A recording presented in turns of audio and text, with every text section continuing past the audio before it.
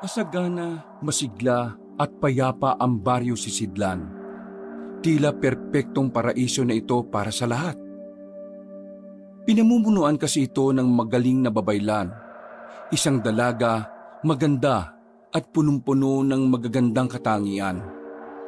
Pero ang masayang baryo, isang gabi, nabahira ng kadiliman. Kasamaan na siyang magiging dahilan kung bakit dadanak ang dugo. Kinuha ang babaylan, ang mga aswang ang may kagagawan. At para mailigtas ang dalaga, kailangan nilang kalabanin ang mga yon. Dito na mabubuo ang samahan ng mga baguhang antingero kontra sa mga nilalang. Si Bedger ang isa sa mga mahuhusay kasama ng dalawa niyang kaibigan, sila ang matitirang matibay. Susubukan nilang iligtas ang babaylan gamit ang kanilang mga anting-anting. Papasukin nila ang kaharian ng mga aswang. Pero sa kasamaang palad, isang pangyayari ang hindi nila inaasahan. Aabutan nila ang babaylan sa maayos na kalagayan, masaya at kontento. Kalaunan, malalaman nilang kasapi ito ng mga aswang. At ang tanging dahilan kaya sila pinapunta sa kaharian ay para kunin kay Bedger ang pinakamalakas na anting-anting. Ito ay para wala nang makakapigil sa mga nais gawin ng kasamaan. Sa rebelisyon ng babaylan, magawa nga kaya nilang matalo ang mga kalaban nila? Ano ang gagawin nila gayong nasa kaharian sila ng mga aswang?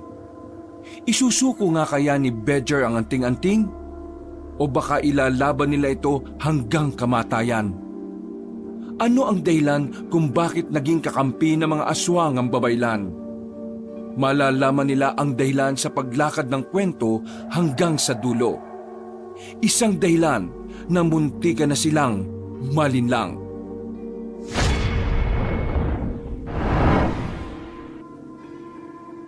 Maingay, masigla at makikita ang kasiyahan sa mga mukha ng mga tao sa baryo ng Sisidlan. Kahit saan tumingin si Bedger, lahat ng makikita niya ay masaya. Hindi mawawala ang ngiti sa mukha ng mga yon. Normal na lang ang ganong tanawin sa baryo nila sa araw-araw. Kaya nga marami-rami na rin ang mga turista na nagpupunta roon dahil na rin sa mainit nilang pagtanggap.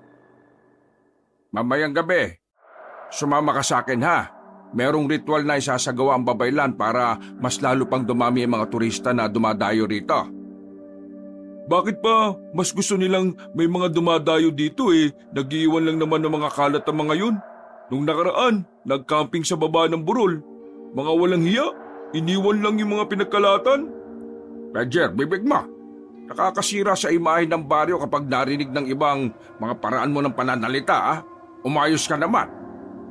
Totoo naman ang sinasabi ko, Lo Yung mga turista na yan, sinisira lang yung baryo natin at ang gubat. Wala silang pakialam sa kalikasan Ang mahalaga lang sa kanila, baka pamasyal. Kaya nga, di ba nagkaroon na tayo ng patakaran na kapag sila ay nahuhuling nagkakalat, mumultahan sila. May patakaran nga. Ang tanong, nahuhuli ba? Malalaman nyo na lang na nagkalat sila kapag nakaalis na sila. O sinong malanagot? Yung mga kalat. Kahit na kailan talaga mainit ang ulo mo. Kumalma ka nga. Hayaan mo para mabawasan niyang sama ng loob mo. Bukas din, kakausapin ko yung babaylan. Nang sa ganun mas maging mahigpit tayo sa kalikasan. Magpapakalat na rin ng mga tao para mas mabantayan ang galaw ng mga turista. Kapag ako nakatsyempo sa mga turista na yan na nagkakalat, nako, sasapakin ko yung mga mukha niyan. Roger, ano ka ba? Bakit ganyan ang mga sinasabi mo? Taliwas yung mga salita mo sa tinuturo sa atin ng babaylan ha? Bakit ka ba ganyan? Kasi napapala mong pamamalagi mo sa Maynila 5 buwan ka palang na naroroon naging magaspang na yung pag-uugali mo. Wala akong kinalaman dito ang pag-extra ko ng trabaho sa Maynila. Kahit sino namang may malasakit sa kalikasan, Lo mabubwisit kapag tinatarantado nila ang kalikasan dito. Basta, hindi na kita papayagang pampumunta sa Maynila sa susunod. Tag-ibang ugali mo Sumama ka sa akin mamayang gabi ha. Kailangan ako ron. At kailangan din kita ron. Naintindihan mo ba ako? Maayos ka ha? Lumabas na ang kanyang lolo at naiwan siyang mag-isa sa harapan ng lamesa habang sinasawsaw ang tinapay sa kape. Salubong pa rin ang kilay niya. Banas na banas kasi siya sa mga turistang dumadayo sa baryo nila noong nakaraan pa. Siya at ang dalawa niyang kasing kaibigan ang madalas na naglilinis ng mga yon. Dahil madalas sila lang din naman ang nakakakita. Si Mang Apollo na lamang ang natitira niyang kamag-anak sa baryo nila. Wala na ang kanyang mga magulang. Namatay ang kanyang ama dahil sa sakit sa bituka. Ang kanyang ina naman ay nagtungo sa Maynila. At mula noon ay hindi na muli pang nagpakita. At dahil si Mang Apollo na ang kinalakihan niya, nasanay siya sa buhay na disente. Gawa na rin nga na ito na rin ang turo sa kanila ng babaylan. Ang maging mabuti at mabuting halimbawa sa mata ng Diyos at ng mga bathalang kanilang pinaniniwalaan. Pero kahit na napapaligiran ng mga disente at matitinong tao si Bedger, hindi maiwasang nag-iiba minsan ang ugali niya depende sa kanyang pananaw. At kahit na tila sinasamba ng mga tao ang babaylan sa kanilang baryo, pangkaraniwan lang din ang tingin niya roon. Para sa kanya, Diyos lamang ang dapat na sinasamba at hindi ang isang tao lamang. Napalingon si Bedger sa bintana nang may marinig siyang sumisitsit. Nakita niyang nakasilip ang kanyang kaibigan na si Elmar. Dahan-dahang inangat nito ang ulo at pinakita ang malapad na ngiti. Yun oh, penge oh. Yun oh, yung pandesal na may keso oh. Isa lang. Kinuha ni Bedger ang isang pandesal at hinagis sa kaibigan. Buti na lamang ay magaling sumalo si Elmar. Yun, maraming salamat ha. Pero bakit nakabusangot na naman yung mukha mo? Naiirita kasi ako sa mga turista na dumadayo dito sa atin eh. Mga makakalat, palibasa galing Maynila. Sasapakin ko yung mga yan kapag natsyempoan ko eh. Yan pa rin pala pinuputok ng butsi mo? Noong nakaraan pa yan ah. Mula kasi nang dumating sila dito, parang dumami na ang lamok eh. Ano naman kinalaman ng lamok sa pagdating nila? Nagdala ba sila ng lamok na taga Maynila? Ayos, lamok na Manilenyo. Nag-iisip ka ba talaga? Malamang yung mga kalat nila. Nagiging dahilan yun para mamaya mga lamok. Kagaya na lang ng mga tubig na iniwan nila. Nakabalandra ng ilang araw.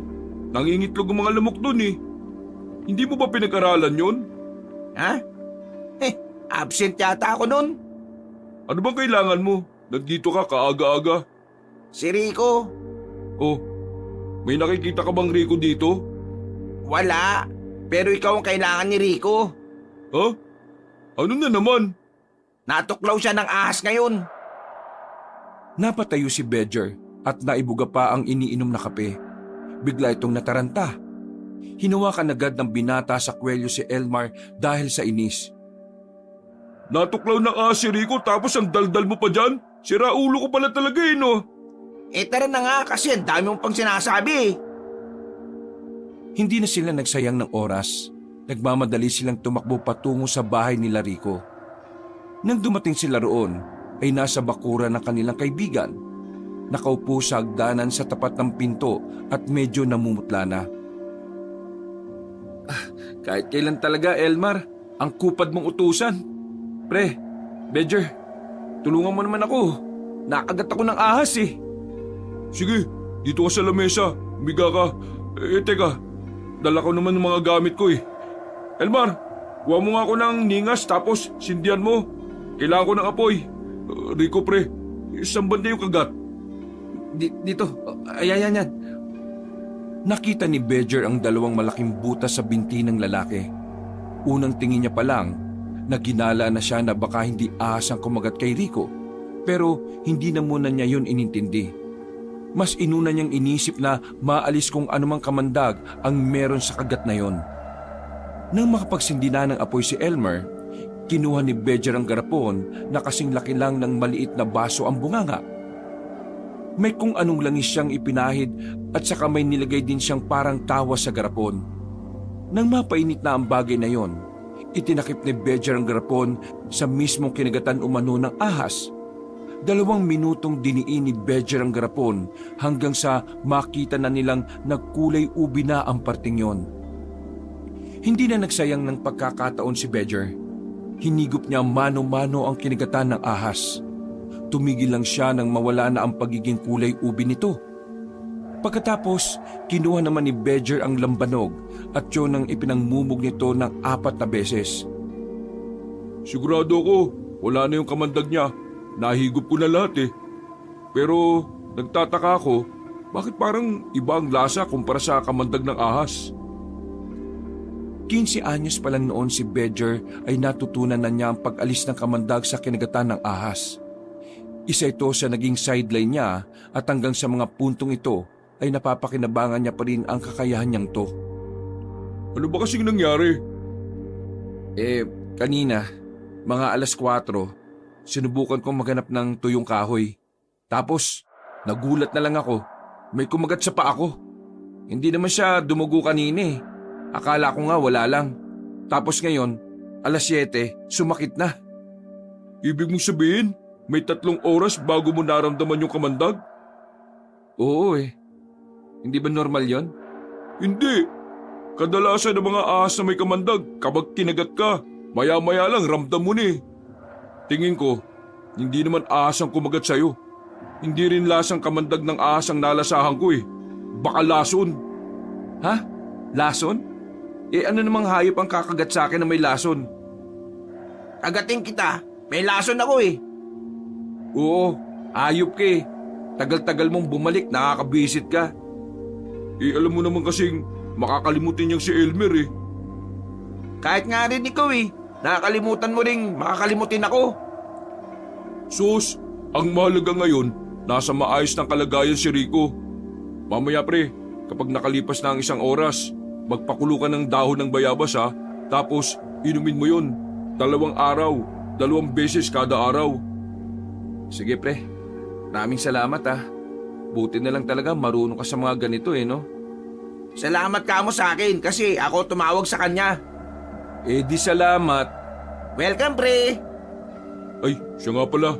Punta ba kayo mamayang gabi sa ritual ng babaylan? Ano pa nga ba? Pupunta rin sila papa't mama eh. Buong pamilya namin nandun mamaya. Ikaw Rico? Ha? Hindi ko alam eh. Siguro kung pupunta sila, hindi na lang din muna ako sasama. Magpapahinga ako. Tinatamad nga ako eh. Uy, di ka pwede magpaliban kung wala ka namang magandang dahilan. Si Rico meron, ikaw wala. Kung gusto mo, magpatuklaw ka rin. Paano?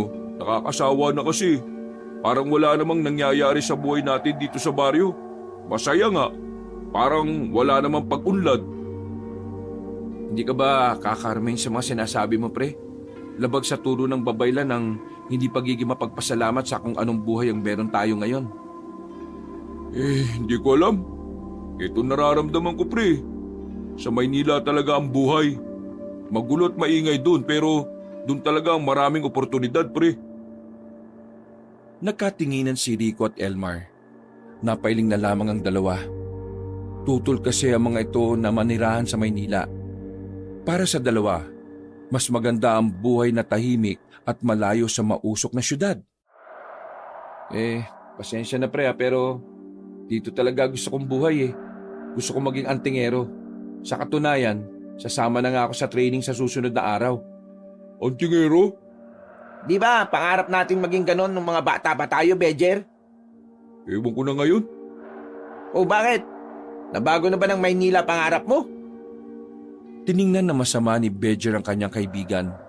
Baka sa tingin na yun ang namumuo niyang inis. Pero napaisip din siya. Sinuri din niya ang sarili na baka nga nakaapekto rin ang pansamantala niyang pamamalagi sa syudad. Sandaling nanahimik ang paligid. Umihip ang malakas na hangin at sabay-sabay silang napatingin sa itaas. Kumulimlim ang mga ulap. Tila nagbabadya ang malakas na ulan. Pinaulan na naman siguro ng babaylan para mas mapabilis ang ani ng mga magsasaka. Babaylan? Bakit pre? Ha? Wala. Wala lang. Nang masiguro ni Bedger na nasa maayos ng kalagayan ng kanyang kaibigan, ay bumalik na rin siya sa kanilang bahay. Dahil wala naman na siyang gagawin, naisip na lamang niyang magtambak ng maraming panggatong na nasibak niya. Ayaw na rin kasi niyang mapagod ang kanyang lolo. Kahit naman madalas na hindi nagugustuhan ni Bedger ang mga paniniwala na matanda, hindi pa rin nawawala ang pagmamahal niya rito. Si Mang Apollo ang tao sa buhay niya na hindi niya kailanman kayang mawala. Mabilis na lumipas sa mga oras at sumapit na rin ang kinagabihan. Kagaya ng tradisyon, sa tuwing magsasagawa ng isang ritual ang babaylan, kailangan na nakasuot sila ng pulang tela sa pangitaas. Mas madali raw kasi makapang-akit ng positibong enerhiya ang kulay na pula. Mayos ka, Bedger, ha? Ayaw na ayaw ko nagagawa ka ng eksena sa gitna ng pagre-ritual. Makabigay naman to ng babala para na mga sama akong tao. Kailan ba ako gumawa ng gulo? Porque napadpad lang ako saglit sa Maynila. Tingin mo sa akin masamang tao, lo? Di naman gano'n na sinasabi ko. Ang sa akin lang kasi, alam ko naman na ayaw mong sumama. Umpisa pa lang, taliwas na ang mga paniniwala mo sa ginagawa ng babaylan. Pero hindi ako bastos na tao, lo. Kayo ang lolo ko kaya dapat kayo ang mas nakakakilala sa ugali ko. Nakakadismaya na ganyan na pala ang tingin niyo sa akin. Pasensya ka na. 5 buwan ka kasing wala rito eh. Pakiramdam ko, ang daming nagbago sa'yo at hindi na kita kilala. Kayo lang naman ang nag-iisip niyan eh. Nauna nang naglakad palabas ang binata. Hindi na lamang niya pinahaba ang usapan dahil ayaw naman niyang sumamari ng loob ng matanda. Nang makarating na sila sa kakahuyan kung saan ginaganap ang lahat ng ritual sa baryo, nakita niya roon si Elmar. Pasimple yung lumapit sa kanya at nagtanong. Pre, nasan si Rico? Di ba nagpapahinga nga? Papahinga? Bakit? Di ba nga may kumagat sa binti niya? Ha? Kailan? Kanina. Tinawag mo pa nga ako eh. Uy, paatake na naman yung pagiging makakalimutin mo ha. Ha? Ay, kung ano, nakalimutan ko kaagad. Napapakamot na lamang si Bedger sa ulo niya. Iniintindi na lamang niya ang pagiging makakalimutin ni Elmar. Inakbayan na lamang niya ito. Kahit naman din kasi minsan sumasakit ang ulo nila ni Rico kay Elmar, mahal na mahal pa rin nila ito. Sabi nga ni Rico noon, hindi sila kompleto kung wala si Elmar. Ilang sandali pa, dumating na rin ang babaylan. Hindi maiwasan ni Bedger na hindi mapatingin. Sa sobrang ganda ng babaylan, ay parang nagliliwanag ito. Lumilitaw ang walang kaparis nitong ganda. Yun lamang ang nagustuhan ni Bedger sa babaylan. Wala nang iba pa. Ngayong gabi, magsasagawa tayo ng ritual para makipag-ugnayan sa mga batala. Ito ay para magkaroon tayo ng proteksyon laban sa mga masasamang elemento at sa mga taong nais bahiran ng dugo ang mapayapa nating baryo. Mawalang galang na, mahal na babaylan. Hindi ba't ang sinabi nyo magre-ritual tayo para sa mga turista? Nais kong humingi ng paumanhin sa lahat ng umasa. Ngunit gusto ko ring sabihin sa inyo na nagbago ang desisyon ko dahil sa isang pangitain. Nagbulong-bulungan ng mga residente. Kahit si Bedger na wala namang interes sa mga ritual ay naintriga siya sa sinabi ng babaylan. Sa aking pangitain, may mga masasamang nilalang, mga kampo ng kadiliman. Dumanak ang dugo habang may mga umiiyak na tao. Mga kalugar, ito ang tamang panahon para hingin natin ng tulong ng mga bathala. Kailangan natin magsagawa ng ritual, kaya sana ay magkaisa ang lahat. Pre, listahan tayo. Sa mga susunod na araw, magkakaroon na ng grupo ng mga antingero dito ano? Ano naman? Anong ano naman? Malamang sasali tayo. Oy, sige. Muli silang nanahimik nang mapatingin sa direksyon nila ang babaylan. Napatingin din sa kanila ang mga tao dahil sa kahiyan at pangamba na baka pagalitan sila ng mga tao sa kaingayan nila. Kung ano-ano na lang ang nasabi ni Bedger. Dahilan para mapasubo sila. Ano, pasensya na. Napag-usapan lang kasi namin na nito ni Elmar na maganda siguro, magkaroon ng, pre, tulungan mo na ako. Ha? Bahala ka dyan. Ano po kasi, naisip lang namin na kung magkakaroon ng mga samahan gaya ng mga antingero, tama, ganun, mga antingero, para may mga protektor ang baryo. Sa sinabing yun ni Bedger, nakita niyang napangiti si Mang Apollo. Para bang nanalo sa loto sa saya ang matanda. Dahil sa unang pagkakataon, may nasabi ring maganda ang binata sa ganung uri ng pagpupulong. Natuwa rin ng mga tao sa kanya. Napatangon na nga lang din ang babaylan. Dahil kahit ito rin ay sang-ayon sa sinabi niya. Pero sa loob-loob ni Bedger, wala siyang intensyon na sabihin ng mga yon. Parang kusa na lang niyang nabigkasyon dahil na rin sa pressure. Pre, bilib na ako sa'yo. Manda ka sa akin mamaya, tingnan mo lang. Nilaglag mo ako, pinabayaan mo ako. Dahil sa nabuksan na rin naman ni Bedger ang usapan sa pagiging antingero, yun na rin ang naging laman ng usapan matapos ang sinagawang ritual.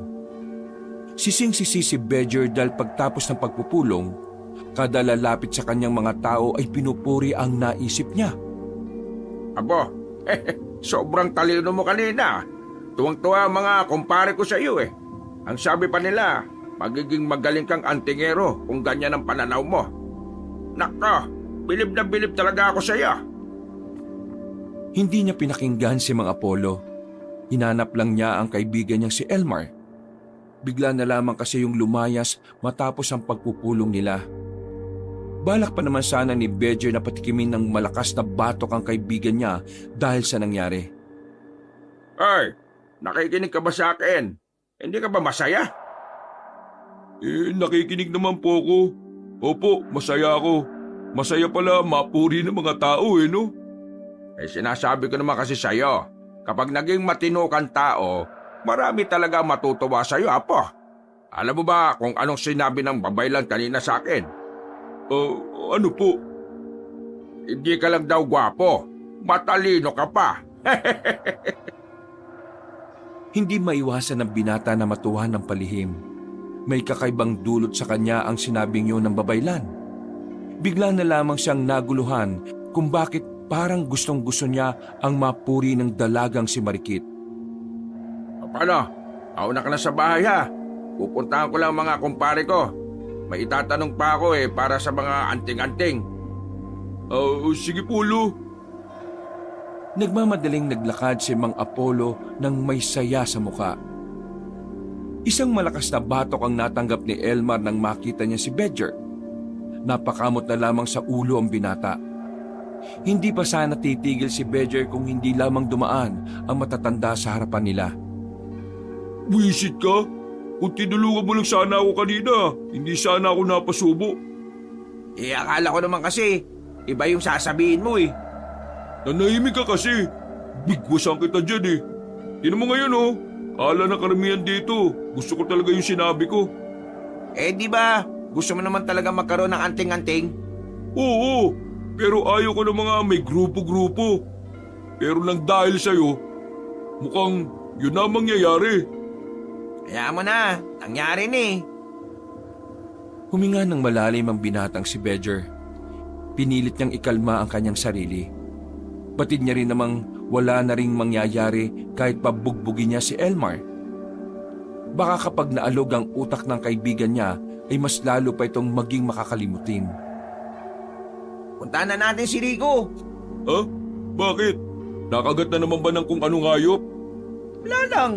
Pupuntahan lang natin. Tambay tayo. Wala ka bang ginagawa sa inyo? Wala naman akong silbi sa amin, di ba? Kaya nakakatamad mapirmi sa bahay Wala naman pakialam ang mga tao dun sa akin. Ikaw naman kasi, pinag-aral ka dati, bulak-bulang ang ginawa mo.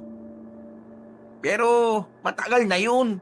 Sinusubukan ko naman bumawi pero wala silang pakialam Habang buhay na nila akong titingnan na walang kwenta. Huwag ka na nga magdrama dyan. Hindi bagay sa'yo. Puti ka pa nga eh. Kahit lolo mo lang ang meron ka, ramdam mo na may pakilamang lolo mo sa'yo. Ako, ang laki ng pamilya namin, pero wala ni isa ang nagtatanong kung kumusta ba ako.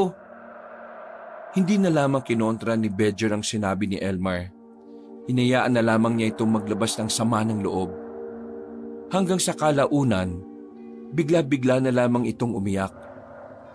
Napukaw nila ang atensyon ng ilang matatanda na naglalakad. Saka lamang tumahimik si Elmar nang babaylan naman ang nakita niyang papalapit. Tumigil ito sa kanilang harapan at saka tumingin ng seryoso kay Bedger. Ha? Bakit? May nagawa ba kaming kasalanan? Maingay ba kami? Ito kasing kaibigan ko eh. May pinagdadaanan mabigat eh. Kahanga-hanga ang ideya mo kanina.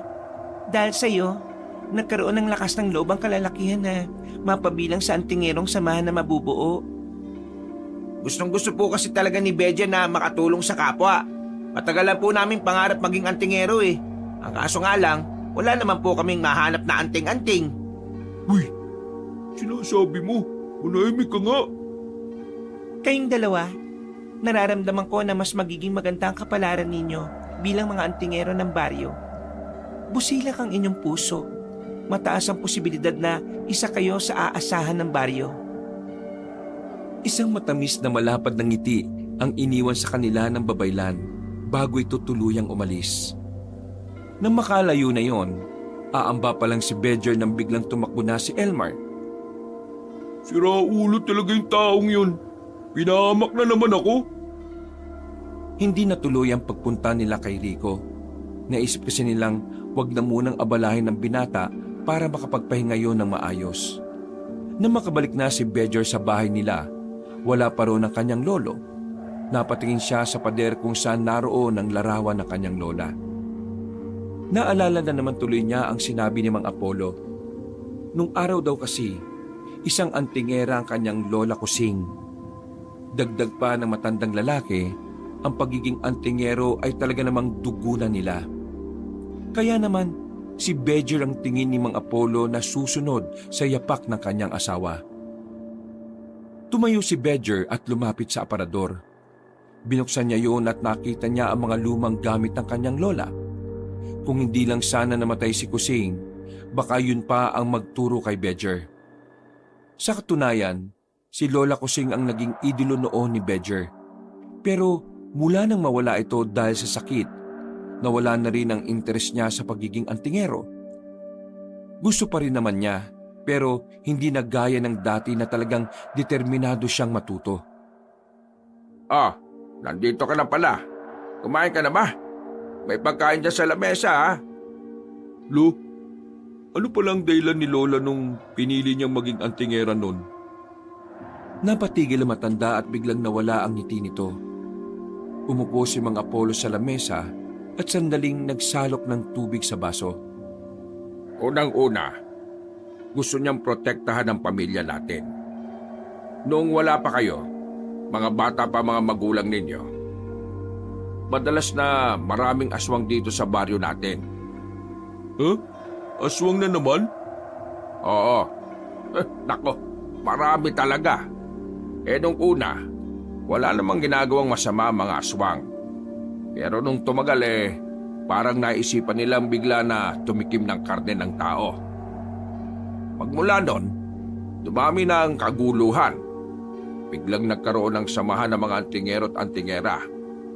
Sumali ngayon ang lola mo. Nakuha naman siya. Ang lakas ng lola mo nun. Talagang ang bilis niya. Marami silang napatay na aswang. Napatahimik nga nila ang mga aswang kaya ngayon, papayapa rito sa atin. Bakit hindi kayo sumali? Gusto ko rin sumali. Pero dahil lola mo ang mas maraming alam tungkol sa mga aswang, siya na lang ang tumuloy. Isa pa, walang may iwan sa mga anak namin.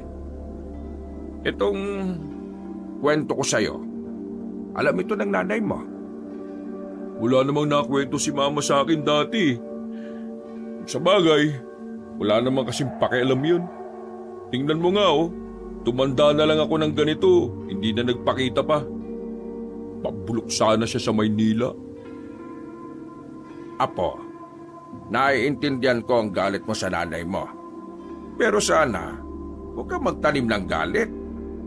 Mahirap mamuhay kung may sama ka ng loob sa dibdib mo.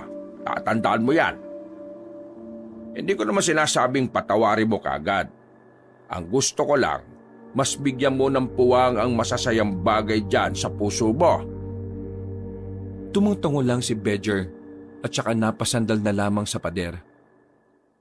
Basta po, kapag naging antingero ka na, lagi mo lang tatandaan na maging mabuting tao ka sa lahat. Yon ang pinakaunang katangian ng isang antingero. Hindi na nagsalita pa si Bedger. Hanggang sa mga puntong yung kasi, nagdadalawang isip pa rin siya kung itutuloy niya ang pagiging antingero. Kinabukasan ng gabi, umalis ng bahay ang maglolo para dumalo sa kasal ng kakilala ni Mang Apollo. Ayaw naman sanang sumama ni Bedger, pero hindi niya rin naman pwedeng hayaan na mag-isa ang lolo niya. Lalo pat gabi na at maglalakad pa sila patungo sa kabilang bundok. Pwede namang ako na lang mag-isa, pero bakit sumama ka pa? Kita niyo na tong dinaraanan natin, oh. Masyado nang masukal. Kung wala tayong dalang flashlight baka wala na tayong makita. Baka mamaya mapahama kayo rito Nababahala ka ba sa pangitain ng babaylan? Siguro iniisip mo na baka nagbabalik na mga aswang ano? Uy, bakit po kayo natawa? Hindi naman malabo, di ba? Iniisip mo nga ang sinabi ng babaylan. Opo. Kahit ayaw ko makinig, sa lahat ng mga sinabi niya, doon lang ako napaisip. Alam niyo naman na may kasaysayan ng mga aswang dito sa atin. Kaya hindi talaga malabong dumating ang araw na bigla na lang nila tayong biglain. Tutuloy ka na talaga sa pagiging antingero mo. Hindi ko pa alam. Basta, ayoko na munang pag-usapan. Pinagpatuloy na lang muna nila ang kanilang paglalakad. Ilang sandali lang, nakalabas na rin sila ng kagubatan. Nasa kalsada na sila at ilang minutong lakaran na lang ay mararating na rin nila ang hanging bridge patungo sa kabilang bundok. Pero hindi pa man sila nakakarating doon, ay bigla na lamang may lumabas na lalaki sa gilid ng kalsada. Nung una, akala nila isang pangkaraniwang lalaki lang na naghahanap ng kaaway. Pero naramdaman agad ni Mang Apollo na may hindi tama sa lalaking yon. Apo, alerto ka ha? Po? Bakit? Sino ba yung lalaking yan? Ikaw ang tatay ng babaylan, hindi ba? Umanda ka sa akin ngayon! Bigla na lamang gumapang ang lalaking yon patungo sa kanila. Lumundag yon palapit sa kanila pero sinipa yon ni Bedger. Nang makadistansya na sila, ay kumuha ng malaking bato si Bedger. Lo! Aswang ba yan? Oo, aswang nga yan! Hindi ako pwede magkamali! Subukan mo lang lumapit! Baka basagin ko yung pagmumukha mo! Lo, sa likod ka lang. Umangi lang ng umangi lang aswang na yon. Pero maya-maya lang, nagulat na lamang sila nang biglang tumawa ang lalaki. Yung pala, hindi pala ito nag-iisa. Bigla na lamang lumabas ang isa pang aswang na babae naman. Kinalmot nito si Mang Apollo.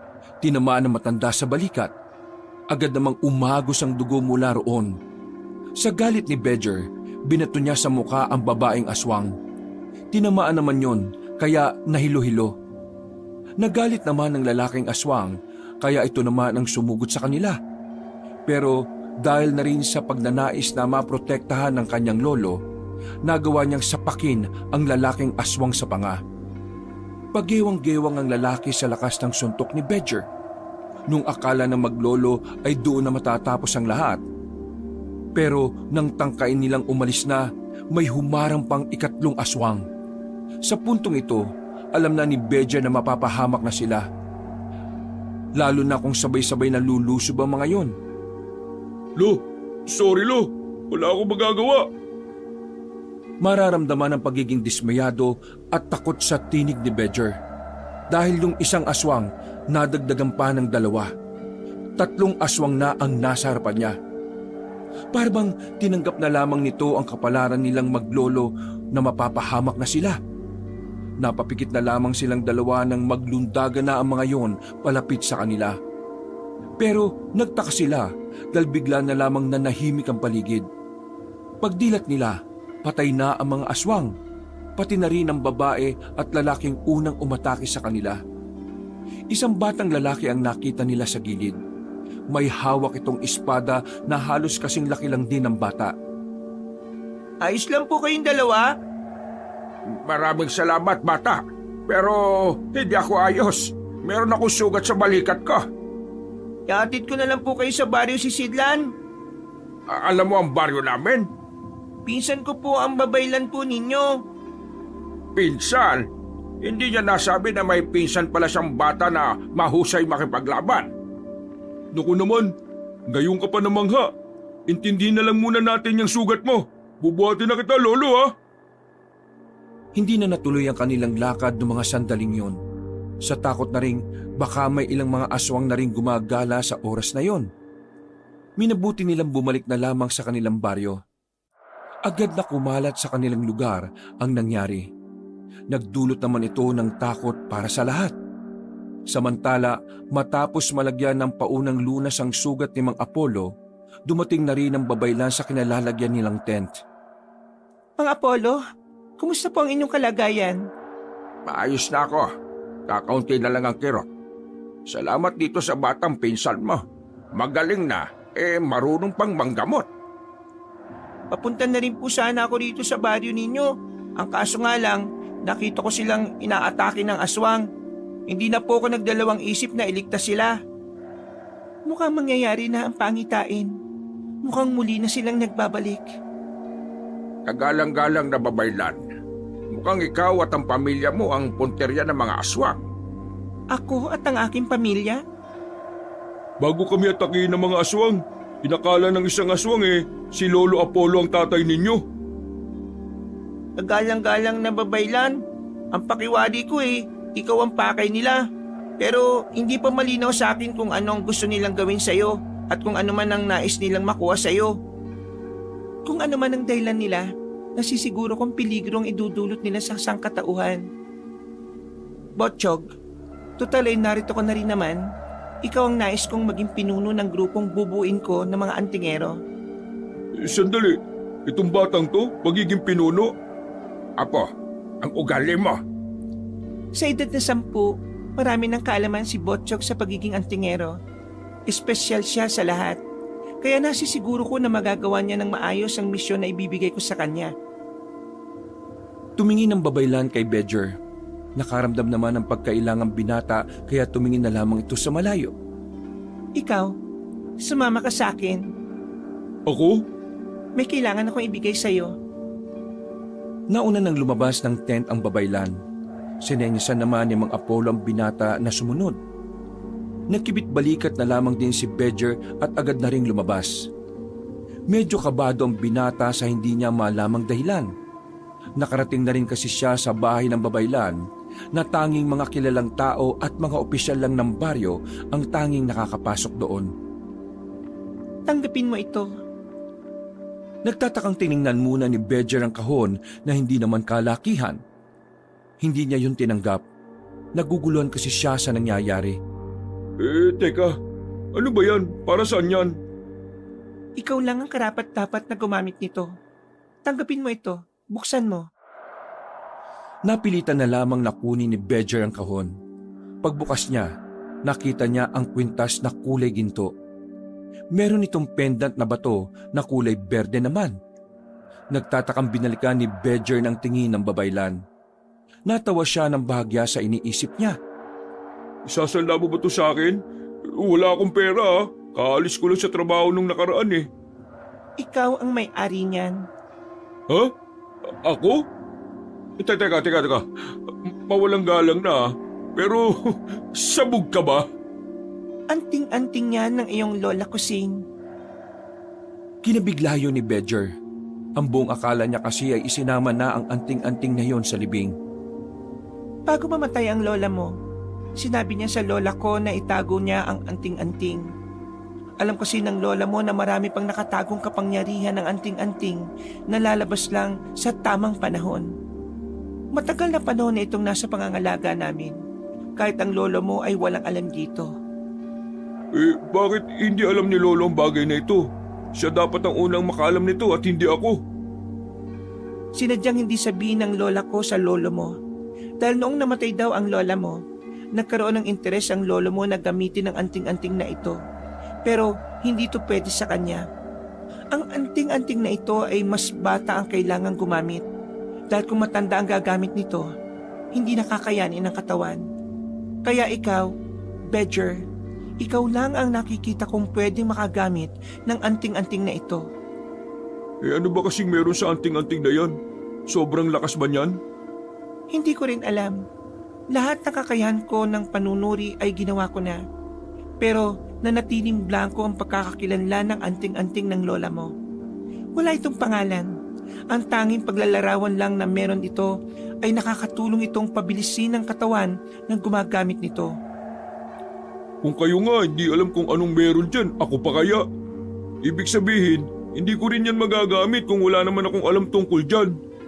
Sa pagkakaalam ko, magagamit mo lang naman ng tama ang isang anting-anting kapag natawag mo ang pangalan niya eh.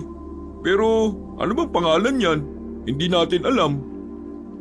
May natural na kapangyarihan ng anting-anting na ito kahit hindi mo malaman ang pangalan niya. Parehong kapangyarihan na ginagamit noon ng lola mo. Ibibigay ko ito sa iyo dahil alam kong kailangan mo ito. Lalo na sa nangyayari sa lolo mo ngayon. Napalunok ng laway si Bedger. Bigla na naman kasi niyang naalala ang nangyari. Hindi niya maiwasang hindi sisihin ang sarili niya. Pakiramdam niya ay wala siyang kwenta dahil wala siyang nagawa. Nahihiya siya sa bata dahil yun pa ang tumulong sa kanila. Nababasa ko sa mga mata mo ang kawalan ng tiwala sa iyong sarili, Bedger. Kaya kung tatanggapin mo ang anting-anting na ito, magagawa mo na rin protektahan ang mga mahal mo sa buhay. Pero higit sa lahat, magagawa mo na rin ipagtanggol ang mas maraming buhay. Kung tatanggapin ko ito, may paraan pa ba para tuluyang magising ang tunay nitong kapangyarihan? Alam kong meron, nararamdaman ko. Pero sa mga sandaling ito, hindi ko pa alam kung ano ang eksaktong pamamaraan. Pero nararamdaman ko, malakas ang pakiramdam ko na darating ang tamang oras. Magigising mo rin ang tuluyan ng diwa nito. Suotin mo na, Bedger. Ikaw na lamang ang bahalang magpaliwanag ng lahat sa iyong lolo. Huminga ng malalim si Bedger at saka sinuot ang kwintas. Wala siyang naramdaman na kahit na ano. Hindi gaya ng sa ibang antingero na kapag suot ang anting-anting, may kung anong enerhiya ang tila naglalaro sa buo nilang katawan.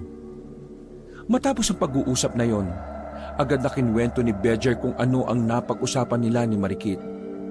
Madali namang natanggap ni Mang Apollo ang paglilihim ng lola ni Marikit.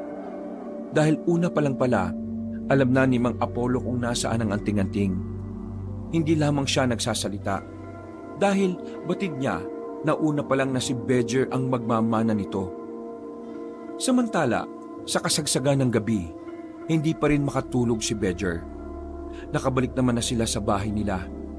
Maayos na rin ang kanyang lolo. Mahimbing na ang tulog pero siya, mulat na mulat pa rin. Napalingon si Bedger sa gilid nang marinig na naman niyang naroon si Elmar. At hindi lang ito nag-iisa dahil kasama na nito si Rico.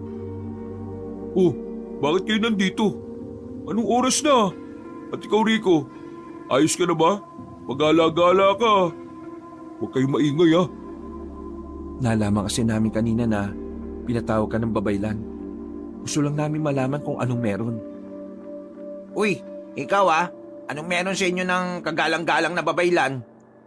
Baliw, may sinabi at ibinigay lang siya sa akin. Binigay? Ano? Patingin nga. Inilabas ni Bedger ang kwintas. Nanlalaki naman ang mata ni Rico at Elmar dahil doon. Pre, antingero ka na. Saan ka nakakuha ng ganyang anting-anting? Ito nga yung binigay sa akin ni Marikit. Dating anting-anting to ni Lola.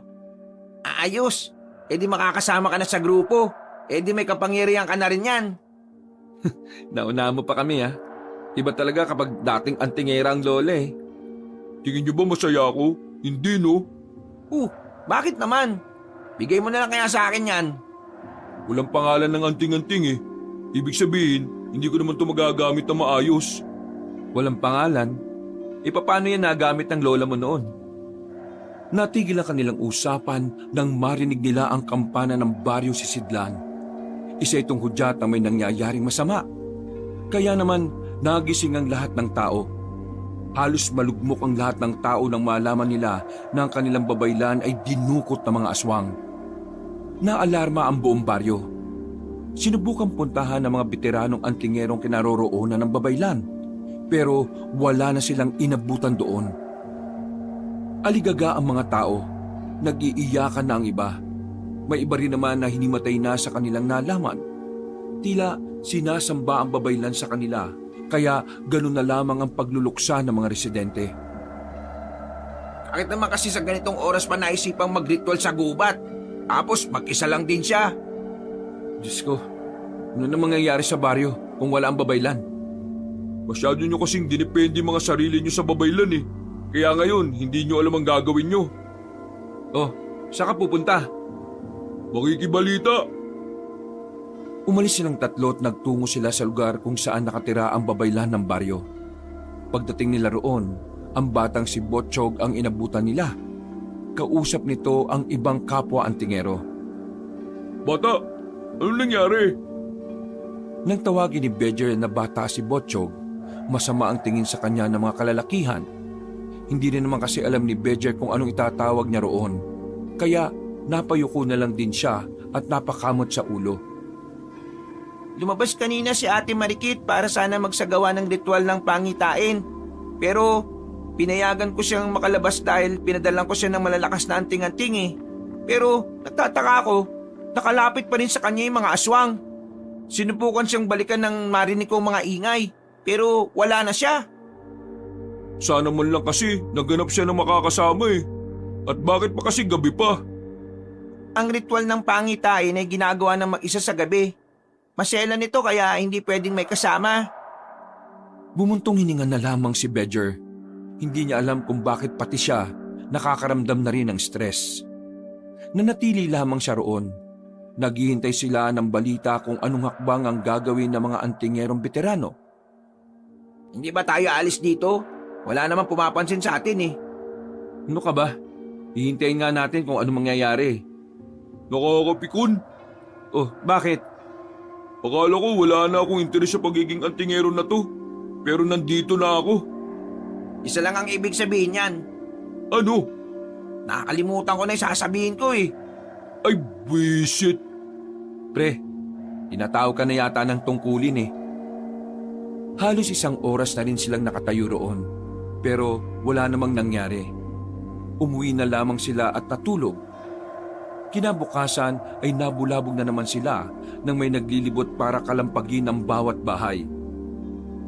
Iniimbitahan ng lahat ng lalaki, antingero man o hindi. Yun ay para sumama sa gagawing pagligtas sa babaylan. Lo, nasama ako. Sigurado ka ba? Hindi ka ba masaya? Siyempre masaya ako, ano ka ba? Pero bakit parang biglaan naman yata ang pagpayag mo? Dahil ba napilitan ka na kasi may anting-anting ka na? Sa nangyari sa inyo, mas lalo ko lang napagtanto na dapat ako maging antingero. Para mailigtas ko rin kayo kapag nasa panganib kayo. Kagaya ng dahilan ni Lola, bukod sa gusto kong makatulong sa mga tao, gusto ko rin protektahan ang mga mahal ko sa buhay. O siya, sige po. So suportahan kita. Basta mag-iingat ka palagi, ha? Tumango na lamang si Bedger. Matapos makapag-ayos, ay tumungo na rin sila sa kinaroroonan ng mga antingero. Halo-halo na ang naroroon. Kahit ang ilang mga pangkaraniwang tao ay naroon din. Karamihan ay lalaki. Bakit ba kasi may ganito? Ano bang nangyari? Hindi ba nga dinukot ng mga aswang ang babaylan? Kagabi lang nangyari. Nakalimutan mo na kagad? Ha? Ay, oo nga pala. Uy, Bedger. Kanina ka pa tahimik ah. May problema ka ba? Ha? Wala. Kinakabahan lang ako. O bakit? Napipilitan ka lang ba? Hindi naman. Pakiramdam ko lang, hindi tama to. Karamihan sa mga isasama, mga pangkaraniwang tao lang. Kakaunti lang ang antingero. Tapos, 4 lang ang veterano. Hindi ko alam kung kakayanin ba natin pumasok sa lungga ng mga aswang. Mga pre, kaharian ng mga aswang yun, hindi lang basta kuta. Sa sinabing yon ni Bedger, na nahimik na rin ang dalawa. Bumakas sa mukha ng mga yon ng takot. Ang kanina'y mga sabik at masisigla, nawalan na rin ng ngiti. Pinagpapawisan ng malamig. Sa lahat ng naririto, pumunta sa kaliwa ang mga hindi pa antingero. Sa kanan naman, ang mga may anting-anting at tinuturing na antingero ang sarili nila. Malas, pagkakahiwalay pa. Kahit gustong kasama ni Bedger ang dalawan niyang kaibigan, ay wala siyang nagawa kundi ang humanay sa mga antingero. Nagulat nga ang ibang veterano kung bakit siya naroon. Lalong-lalo na si Aling Nympha. Isa sa pinakamatagal ng antingero sa baryo Sisidlan. Ikaw, bakit ka narito? Antingero ka ba? Masungit ang pagkakatanong ni Aling Nympha kaya nakaramdam din ng inis ang binata. Medyo napahiya rin kasi siya kasi nagtinginan ng mga tao sa kanya. Antingero po rito, di ba? Oo nga, kaya nga bakit ka nandyan? Ibig sabihin lang po nito, antingero ko. Hindi kita nakikita sa mga pagsasanay tapos sasabihin mong isa kang antingero? Sino ba niloloko mo? Ako pa talaga veterano na ako dito. Mabuti na lamang ay lumapit na rin sa kanila ang batang si Botchog, ang itinalagang leader ng babaylan. Aling Nympha, si Kuya Bedger ay itinalaga ng kagalang-galang na babaylan. Ibig sabihin, isa siyang antingero. Kung gayon, ilabas mo ang anting-anting mo. Aling Nympha, mawalang galang na po. Pero hindi po itong oras para sa mga ganyang bagay. Kailangan natin ng isa't isa kaya magtiwala tayo sa isa't isa. Huminga ng malalim ang matandang babae. Halatang gigil ito kay Bedger. Pero hindi na lamang din yon pinansin ng binata. Kilala niya ang matandang yon base sa kwentong naririnig niya. Ang sabi, masungit at istrikto daw si Aling Nympha na kung minsan ay wala na rin sa lugar. Matapos ang eksenang yon, inihanda na rin silang lahat. Maghapon silang tinruan kung papaano makipaglaban, habang ang mga antingero naman, inisa-isang subukan ng kapangyarihan ng anting-anting na dala nila. Bakit ba? Bakit mo ko dinala rito? At bakit dalawa lang tayo? Alam ko kung anong napag-usapan niyo ni Ate Marikit. Alam ko rin kung anong klaseng anting-antingan meron ka. Alam mo rin na wala itong pangalan? Oo, kaya yun ang susubukan nating malaman ngayon. Alam mo kung paano? Hindi ko sigurado kung gagana pero pwede nating subukan. Teka nga, sigurado ka bang bata ka? Ilang taon ka na nga ulit? 10 taon. Hindi ganyan magsalita at kumilos ng 10 taon eh. Hindi ako naniniwala na bata ka. Ikaw ang bahala. Naglakad ang bata patungo sa harapan niya. Nagulat na lamang si Bedger nang biglang sinuntok siya ni Botchog sa muka. Natumba ang binata dahil sa ginawa nito. Wisit!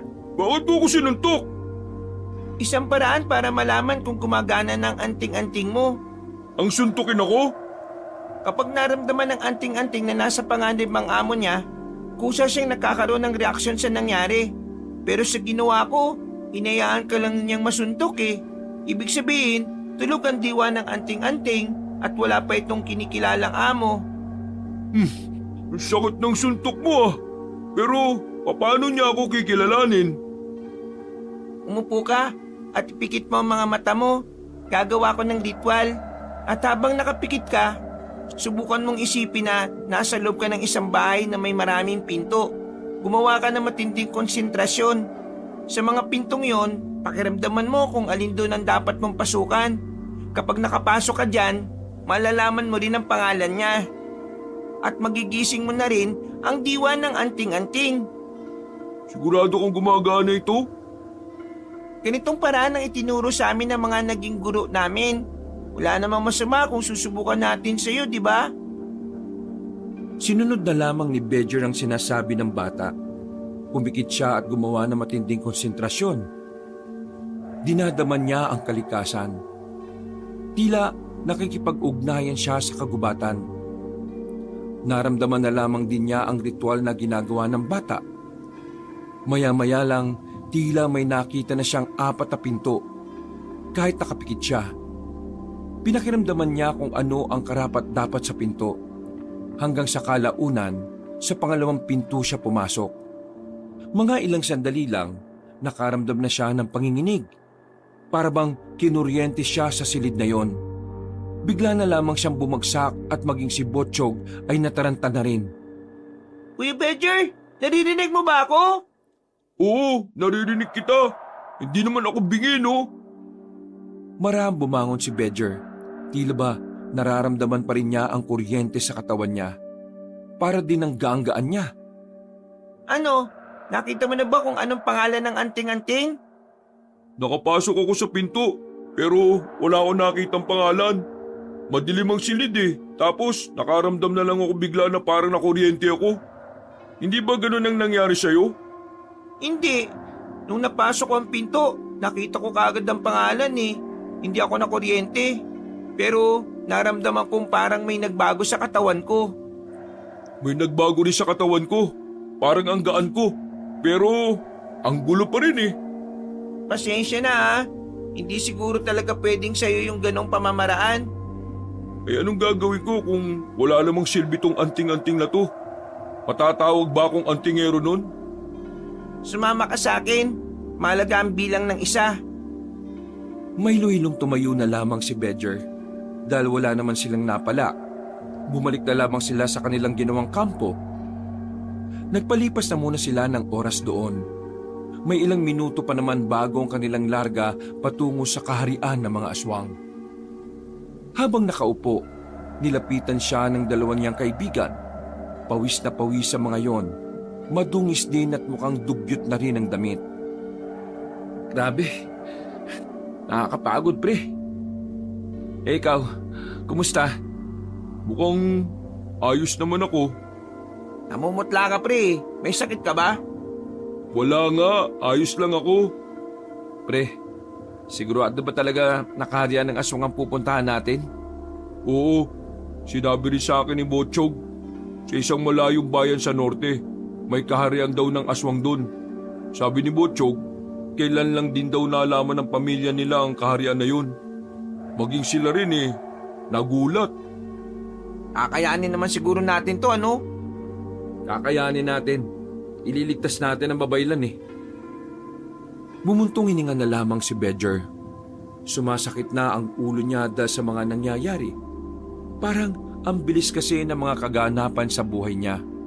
Parang kailan lang nabubwisit lang siya sa mga turistang nagkakalat sa kanilang baryo.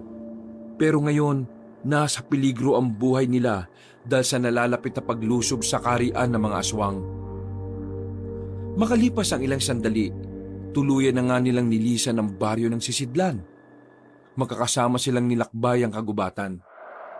Kahit na marami naman sila, hindi pa rin maiwasan ni Bedger na hindi kabahan. Ilang beses na nga rin niyang dinadasal na sana, gumana na rin ang anting-anting na hawak niya.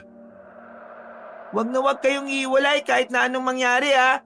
Kapag may senyales na may aswang, maging kalmado lang. Kailangan natin ng matinding konsentrasyon at pagiging matapang. Kung merong mang duduwag-duwag dito, umuwi na ha. Hindi namin kayo kailangan. Narinig niyang may mga tumawa-tawa sa gilid. Pinagtatawanan ng 2 lalaki si Botchog dahil masyado pa itong bata para pangunahan sila. Sa hindi malaman na dahilan, nakaramdam ng inis si Bedger. At dahil malapit lang naman sila sa 2 lalaki, kinwelyuhan niya ang 2 at kinastigo. Kung hindi nyo kayang irespeto ang namumuno sa atin, buti pang umuwi na kayo. Naggigigil ako sa mga mukha nyo eh. Alis! Uy, pare! Tama na! Parang takot na tumakbo pabalik ang 2 lalaki. Dahil sa ginawa niyang yon. Lumapit naman kaagad ang matandang si Aling Nympha. Hindi nito nagustuhan ang ginawa ni Bedger kaya agad namang itong umalma. Ano sa tingin mo ang ginagawa mo, binata? Pinawi ko lang yung dalawa. Naiirita ako sa mga walang respeto eh. Sa tingin mo may respeto ka kung paano mo ako kausapin? Tingin mo ba dapat kitang irespeto? Aba, wala ka talagang galang ah. Tama na! Pumagitna na sa kanila ang bata. Tumigil din naman kagad si Aling Nympha sa kakasalita. Hindi ko kinukonsinte mga taong walang paggalang sa isang posisyon. Mababa man o mataas ang katayuan ng isang tao sa isang samahan. Walang sino mang may karapatang bastusin ang kanyang posisyon na kinalalagyan. Kaya Aling Nympha, pasensya ka na. Pero tama lang naman ang ginawa ni Kuya Bedger eh. Naglakad na lamang ng padabog ang matandang babae. Napapailing na lamang din si Bedger. Hindi niya kasi maintindihan kung bakit parang mainit ang dugo sa kanya na matandang yon. Malayo-layo pa sila sa kanilang lalakbayin. Kaya nang mahigit 3 oras na rin silang naglalakad, nagpasya si Botchog na magpahinga na muna at kumain. Tamang-tama ang kanilang nahintuan dahil ang kapatagan na kanilang kinalalagyan ay napapalibutan ng mga matataas na puno ng mangga. Namumunga na rin ang mga yon, kaya tamang pitas na lang sila. Pre, tinan mo si Aling Nympha oh. Kanina pa nakatingin sa'yo. Nakabukod ang 3 magkakaibigan sa ibang pwesto. Ayaw nilang makihalo sa iba dahil hindi rin naman sila pinapansin. Samantala, kanina pa rin napapansin ni Bedger matandang si Nympha. Hindi niya talaga maintindihan kung ano ang nais ipahiwatig ng mga tingin na yon. Hindi naman masama ang tingin, pero hindi rin naman nakakagaan ng pakiramdam. Nasa pagitan siya ng dalawang yon na kung saan nalilito siya sa ikinikilos ni Aling Nympha. Tila siya lang ang pinag-iinitan nito kahit na mas marami namang mayayabang kesa sa kanya. Sino ba yan? Si Aling Nympha nga. Di ba ikaw yung nagsabi sa akin nun kung anong pangalan niya? Ha? Ay, oo nga pala no. Malalaman ko rin kung anong problema na matandang yan sa akin. Pagkatapos kumain, hinayaan na lang muna sila ni Botchog na makapagpahinga. Nakatulog agad ang iba dahil sa pagod, habang ang 3 magkakaibigan naman, gising na gising pa rin ang diwa. Nakahiga lang sila sa damuhan habang nakatingin sa mga bituin.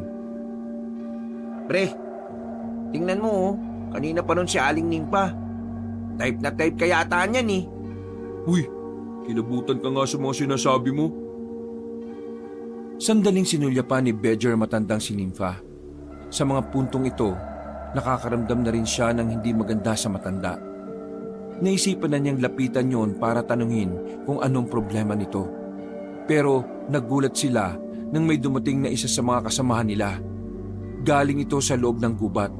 Nagsisisigaw at nakita nilang wala na ang kabila nitong braso. Magsihanda kayo! May mga aswang! Agad na ginamit ng mga antingero ang kanilang mga anting-anting. Mabibilis ang mga yon na nagsipasok sa loob ng gubat, habang ang 3 magkakaibigan naman ay nanatili lang sa kanilang kinalalagyan. Bumukas na agad ang takot sa mukha nilang 3. Nang mapalingon si Bedger sa kinalalagyan ni Aling Nympha, katakataka na bigla na lamang nawala yun doon. Kayong dalawa, focus lang kayo ha. Huwag muna kayo mamamatay. Ganyan ba talaga magpalakas ng loob ng kaibigan? Kung ano man ang nangyayari, gusto ko tabi-tabi ang puntod natin ha. Tumakbo na rin sila para tumulong sa mga kasamahan nila. Pagdating nila roon, nagkakagulo na. Madilim kaya hindi nila gaanong makita kung nasaan ang kanilang mga kalaban. Asman! Galit ng apoy! Pagwasiwas ni Botchok ng espada niya sa puno ay nagulat silang lahat nang biglang umapoy yun. Dahil may mga tuyong dahon din sa lapag, mabilis na kumalat ang apoy. Dahil dito, nagkaroon na sila ng malalakas na liwanag. Asman! Asman ang pangalan ng anting-anting niya. Isang uri ng anting-anting na gumagamit ng apoy. Uy, Bedger! Sa likod mo! Sasakmali na sana siya ng isang aswang, pero buti na lang ay tinamaan ni Rico ang taga. Alam ko mahal mo si Aling Nympha, pero mamaya mo na siya isipin. Lutang na lutang ka pre. Si Raulo! Hinawakan na rin ni Bedger ng mahigpit ang kanyang espada. Nakipaglaban na rin siya kasama ang 2 niyang kaibigan. Nung mga sandaling yon, makikita na nakakalamang na sila sa laban. Ang mga kasamahan nilang hindi antingero nagawa ring mapalaga ng ibang aswang. Natalo nila ang unang grupo ng mga aswang pero hindi pa rin nila makuhang maging kampante dahil ang sabi ni Botchog may mga paparating pa sa direksyon nila. Sandaling nanahimik ang paligid.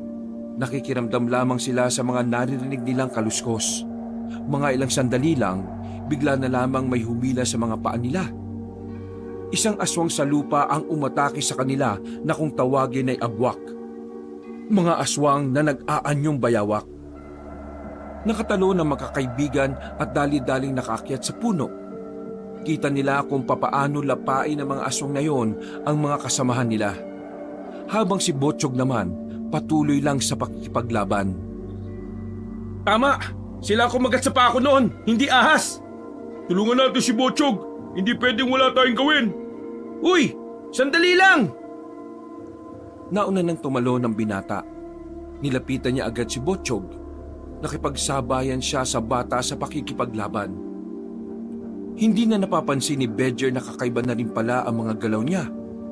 Mabilis, maliksi, at talaga namang tila organisado ang bawat niyang kilos. Mukhang nagising mo na ang diwa ng anting-anting ha. Alam mo na ba ang pangalan? Hindi pa rin eh, pero nararamdaman ko siya. Sobrang nararamdaman ko. Pagtaga ni Bedger sa isang aswang, tumalsik pa ang ulo nito patungo sa dalawa niyang kaibigan. Napatili ang mga yon sa sobrang gulat.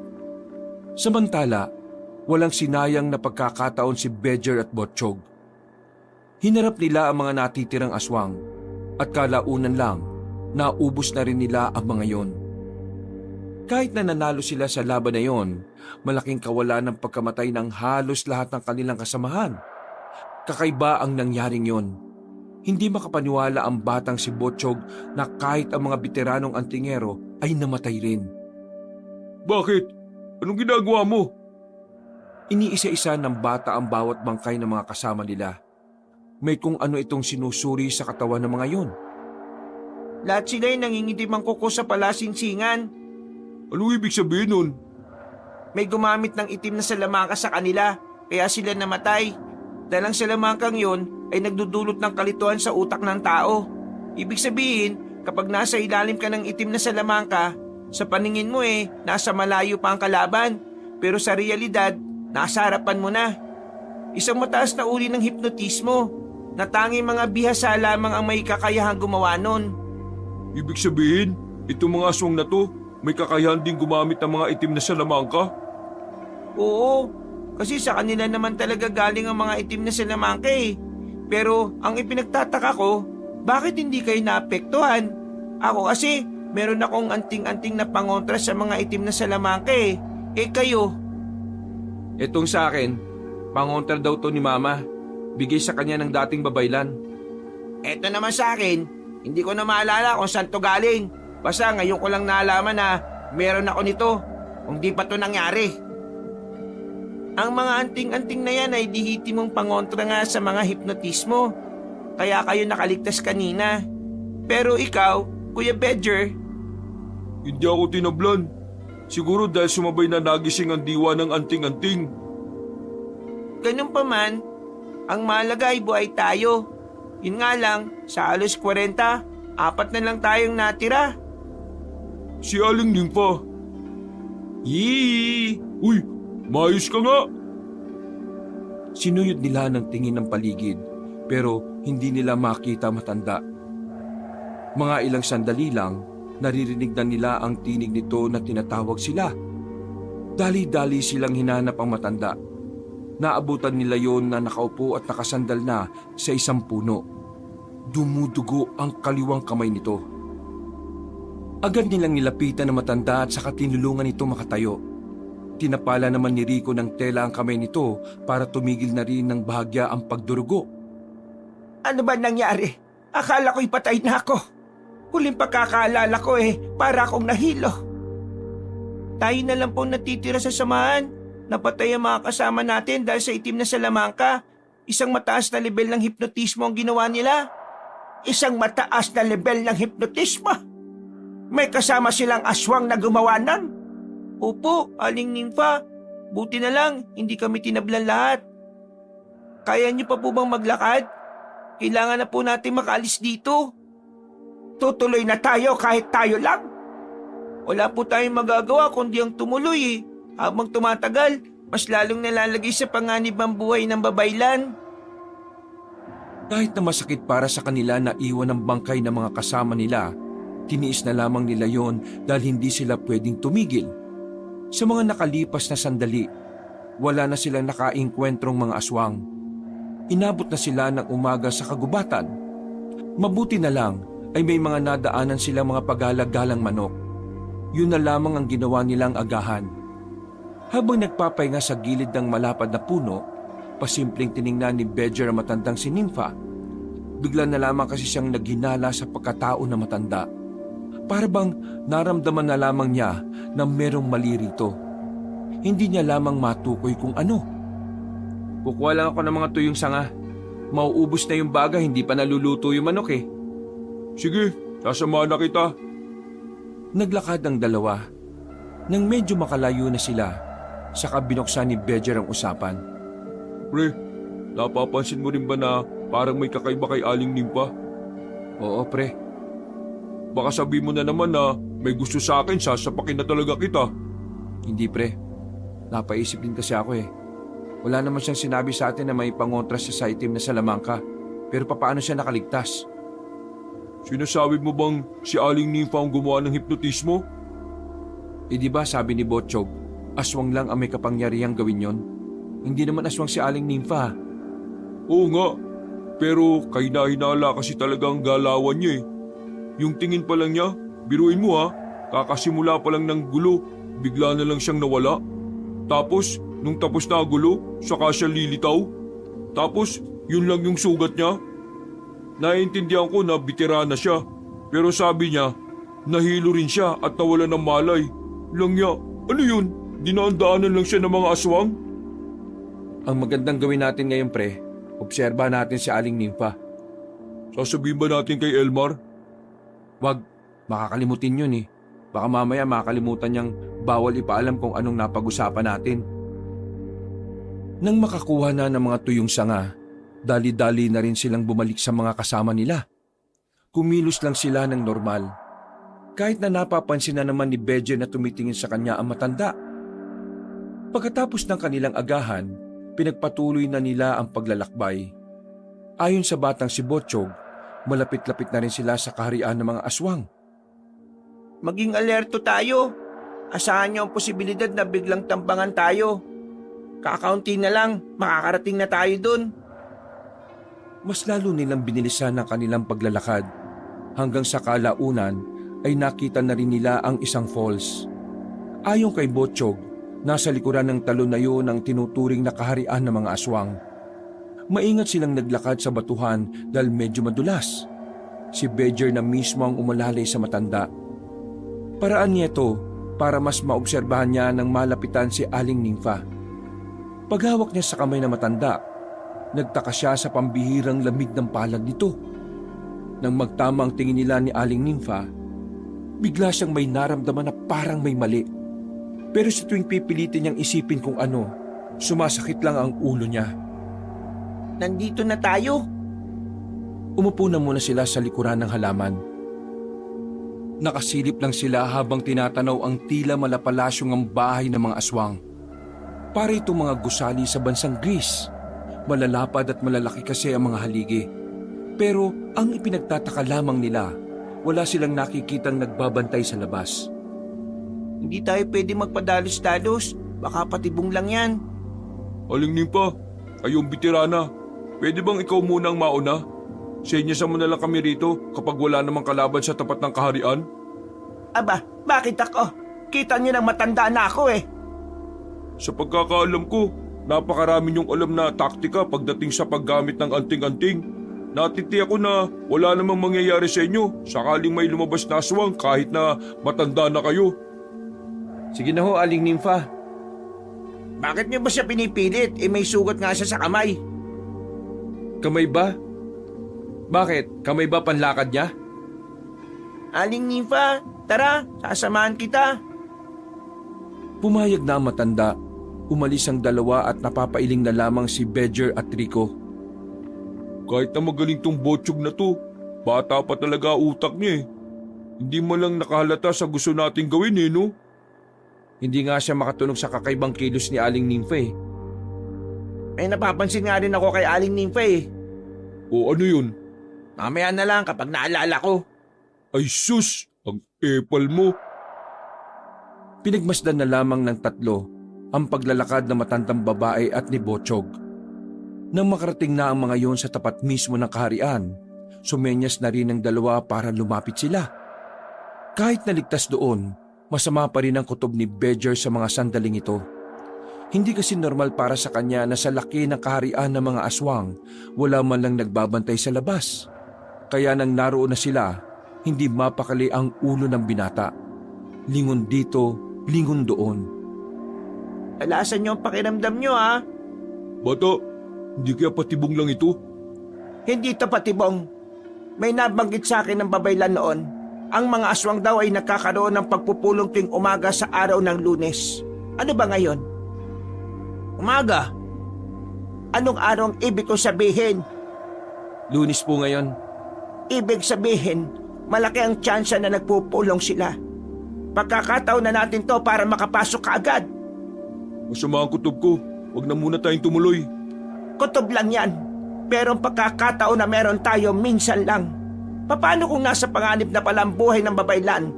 Pero wala tayong ginawa dahil umuwi tayo. Botsyog, ikaw ang leader dito. Anong gusto mong mangyari ngayon? Tumuloy na tayo. May punto si Aling Nympha. Bawat segundong nawawala sa atin, mas lalong nalalagay ang kagalang-galang na babaylan sa panganib. Sana, tama ang desisyon mong bata ka. Walang nagawa si Bedger sa mga sandaling yon. Pumasok pa rin sila sa loob ng kaharian. Walang kahit na anong aswang na makikita. Sobrang tahimik. Sa kakalakad nila, narating nila ang isang malawak na silid na kung saan nakita nila roon ng babaylan na nakaupo sa kulay gintong trono. Iba ang suot nito. Labas pa ang hiwa sa dibdib. Sobrang layo ng itsura nito kumpara sa kung paano nila ito nakilala. Kagalang-galang na babaylan. Anong nangyari? Bakit ka ganyan?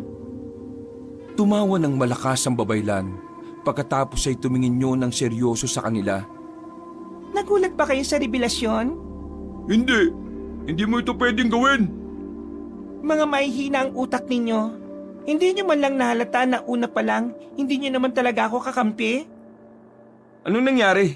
Bakit kumampi ka sa mga aswang? Akala ko ba ikaw ang babaylan ng baryo si Sidlan? Noon yon, pero hindi na ngayon. Napagtanto ko lang naman na mas mainam na siguro sa mga aswang kumampi kaysa naman sa mga katulad nyong tao na mga walang kayang gawin. Umaasa lang kayo lagi sa mga pangitain ko. Niloko mo mga tao. Niloko mo ang lahat. Wala kang pinagkaiba sa mga demonyo. Tumawa na naman ng malakas ang dalagang si Marikit. Ibang-iba ito. Sobra silang nanibago. Nakatingin na si Botsyog at Bedger sa mga sandaling ito. Nagkaintindihan ng dalawa sa kanilang gagawin. Kikilos na sana sila para iuwi ang babaylan, pero nakaramdam na lamang sila na may humagupit na sa likuran nila. Isang mahabang latigo ang lumatay sa kanila na naging dahilan para bagya silang manghina. Marahan silang lumingon. Nakita nila ang kakaibang ngiti ni Aling Nympha. Habang hawak ang latigo na yari sa buntot ng buhaya. Sinasabi ko na nga ba eh. Dapat una pa lang hindi na kami nagtiwala sa'yo, matanda ka. Paano mo nagawa ito? Matagal ka nang nasa samahan ah. Mga wala kasi kayong kwenta. Masyado kayong madaling maniwala. Ang problema kasi sa inyong mga tao, mga malalambot na mga puso ninyo. Ibig sabihin hindi ka tao? Kung ganun, ikaw ang gumamit ng itim na silamangka para mamatay agad ang mga kasamahan namin. Tama, ako nga. Mabuting at medyo swerte kayo at hindi kayo tinablan. Kasi kung nagkataon, wala na sana kayo sa mundo ngayon. Ikaw at ang babaylan ang nagkampihan? Mga walang ya kayo! Sinubukan pa nilang makagalaw, pero kada kilos nila, sobrang hapdi ng nararamdaman nila sa kanilang likuran. Maya-maya ay lumapit na sa kanila ang babaylan na si Marikit Matalim ang tingin nito kay Bedger. Ibigay mo na sa akin ang anting-anting kung gusto mo talaga mabuhay pa itong mga kasama mo. Biglang napaisip si Bedger sa mga sandaling yon. Nagtaka siya kung bakit binabawi sa kanya ni Marikit ang anting-anting. Samantalang ang dalaga naman ang nagkusang nagbigay nito sa kanya. Kung talagang gusto ng babaylan na mapa sa kanya ang anting-anting ni Bedger, una pa lang ay hindi na dapat nito binigay ang anting-anting na yon sa binata. Tumingin si Bedger sa mukha ng dalaga. Sa puntong ito, batid na niya ang kaharap nila ay hindi na totoong babaylan. Hindi niya alam kung papaanong kamukha ito ni Marikit. Pero isa lang ang alam niya. Hindi niya maaring ibigay ang anting-anting. Akala mo ba maluloko niyo ako? Ano pinagsasabi mo, lintik ka? Ilang segundong pumikit ang binata. Kahit na nasa kalagitnaan sila ng peligro, ginawa niya ang kanyang makakaya para makagawa ng matinding konsentrasyon. Sa pagpikit niya, ay naramdaman niyang muli ang kapangyarihan ng anting-anting. Marami nitong dumaloy mula sa puso niya hanggang sa iba't ibang parte ng katawan niya. Nang dumilat siya, naramdaman niyang nawala na ang sakit sa likuran niya. Mabilis siyang tumayo at lumapit sa kamukha ni Marikit. Tanggapin mo ito! Isang malakas na suntok ang pinadapo ni Bedger sa mukha ng babae. Nang masalo nito ang suntok ni Bedger, agad na nagbago ang mukha nun. Hindi yun ang babaylan. Isa yung aswang na may kakayahang manggaya ng anyo ng tao. Halos madislocate ang panga ng aswang na yon sa kanyang ginawa. Nang lumingon naman si Bedger kay Aling Nympha, nakita niyang hawak-hawak na rin ng matanda ang sariling anting-anting. Meron na itong binubulong. Pagkatapos, nagpalit na rin ito ng anyo bilang aswang. Mabilis na nakalapit ang matandang babae. Tila naghalo na ang kapangyarihan ng anting-anting at ang lakas nito bilang aswang. Ang lakas ng loob mong idampi ang kamao mo sa magandang mukha ng aking anak! Anak mo pala siya, kaya pareho kayong pangit! Muling umatake ang matanda, pero mabilis din itong naiilaga ng binata. Kahit na naturingang veterano ang aswang na si Nympha, hindi ito umuubra kay Bedger na baguhan pa lamang. Nang makakuha ng pagkakataon ng lalaking si Bedger ay siya naman ang nagpakawala ng malakas na suntok. Tinamaan ng matanda sa panga at gaya ng anak nito, tumabingi rin ang panga nito. Kuya Bedger, hanapin mo ang totoong babaylan. Ako na muna ang bahala rito sa mga kasama natin. Aalis na sana si Bedger nang biglang nakabangon pa ang matanda. Sa puntong ito, sobrang halimaw na ang anyo nito. Hindi na niya makilala. Kaya naman batid ni Bedger na mas dumagdag ang lakas ni Aling Nympha. Maras itong lumusob sa kanya. Pero agad na nadampot ng binata ang nabitiwang espada ni Botchog. Sa isang iglap lang, naitarak ni Bedger ang espada sa tiyan ng matanda. Itinaas niya pa yon para siguradong mapatay na ang traidor na si Aling Nympha. Ganyan ang mga nangyayari sa mga espiyang aswang! Taksil! Botchog! Gamitin mo ang kakayahan ng anting-anting mo para makabangon na kayo dyan! Teka, inuutusan mo na ako? Ewan ko, basta yun ang sinasabi ng katawan ko na gawin mo eh. Totoo nga, buhay na ang diwa ng anting-anting mo. Pangalan na lang ang kulang. Hindi na nagsayang ng pagkakataon ng binatang si Bedger. Tinalasan niya ng maigi ang kanyang pakiramdam. Nalaman niya kung nasaan ang lokasyon ng kulungan ng babaylan. Pero bago siya makarating doon, may mga nagpakita ng aswang sa paligid. Napatigil sa pagtakbo si Bedger. Inisa-isa niyang sinuri ang mga nasa harapan niya. Wala siyang naramdaman na malakas doon. Para sa kanya ay mga pangkaraniwan lang yon, kaya hindi siya nabahala. Napatingin siya sa kanyang magkabilang kamay. Parang biglang may enerhiyang namumuo. Tila may kung anong nagtutulak sa kanya para mas lumakas ang kanyang kalooban. Eto na yun! Eto na! Sobrang saya ng kalooban ni Bedger. Pananabik ang nararamdaman niya sa halip na takot at pagkabahala. Nang lumusob ng sabay-sabay ang mga aswang, pinatikim niya ng tigi-isang suntok ang mga yon. Hindi magawa ng mga yon na makailag. Malakas ang bawat suntok na kanyang pinakakawalan, kaya naman agad-agad na bumabagsak ang mga yon. Wala pang 5 minuto ay napabagsak na niya ang mga yon, pero hindi pa siya nakakalayo. Meron na namang mga aswang na nakaharang, parang hindi nauubos. Pinipigilan talaga siya ng mga yon na makarating sa kulungan ni Marikit. Pambira mga aswang to, oh. Habang namamatay, lalong may dumarating. Wala siyang choice kundi harapin ang lahat ng umaharang sa kanya. Pagod na ang kamao niya kakasuntok, kaya dumampot na ulit siya ng itak. Pinagtatataga niya lahat ng aabala sa pag-abante niya. At makalipas nga lang ng halos 10 minuto, nakatambak na sa mahabang pasilyo ang mga bangkay ng mga aswang. Kahit si Bedger ay hindi rin makapaniwala na nagagawa niya ang lahat ng yon. Basta sinusunod niya lamang ang kung anong sinisigaw ng puso niya at kung ano-anong sinasabi ng kanyang utak. Parang pinapaubaya na lang niya ang lahat sa anting-anting kung anuman ang mga mangyayari. Sa wakas, dito na yun. Itinulak ni Bedger ang malaking pinto. Bumungad sa kanya ang babaylan na nakagapos na sa isang upuan. Sa likuran nito ay may isang matandang lalaki. Magara ang suot, maraming borloloy sa katawan at ang ilan pa ay kulay ginto. Marikit! Ikaw ba ang dumating para magligtas sa babaeng ito? Pakaulan mo si Marikit! Ako ang kalabanin mo! Nararamdaman ko ang kakaibang presensya ng anting-anting. Yan na nga ang anting-anting na matagal ko nang hinahanap. Ibigay mo sa akin yan! Naibang ka na ba? Anting-anting ng lola ko ito. Hindi ko ito ibibigay sa'yo. Hindi ko kilala ang lola mo. Pero ang anting-anting na yan, sinaunang anting-anting yan na pagmamay-ari ng mga aswang. Ibalik mo sa akin yan kung gusto mo pang mabuhay ang pinakamamahal niyong babaylan. Wag! Huwag kang makinig sa kanya. Huwag mong ibigay ang anting-anting. Kapag ginawa mo yan, katapusan na ng lahat.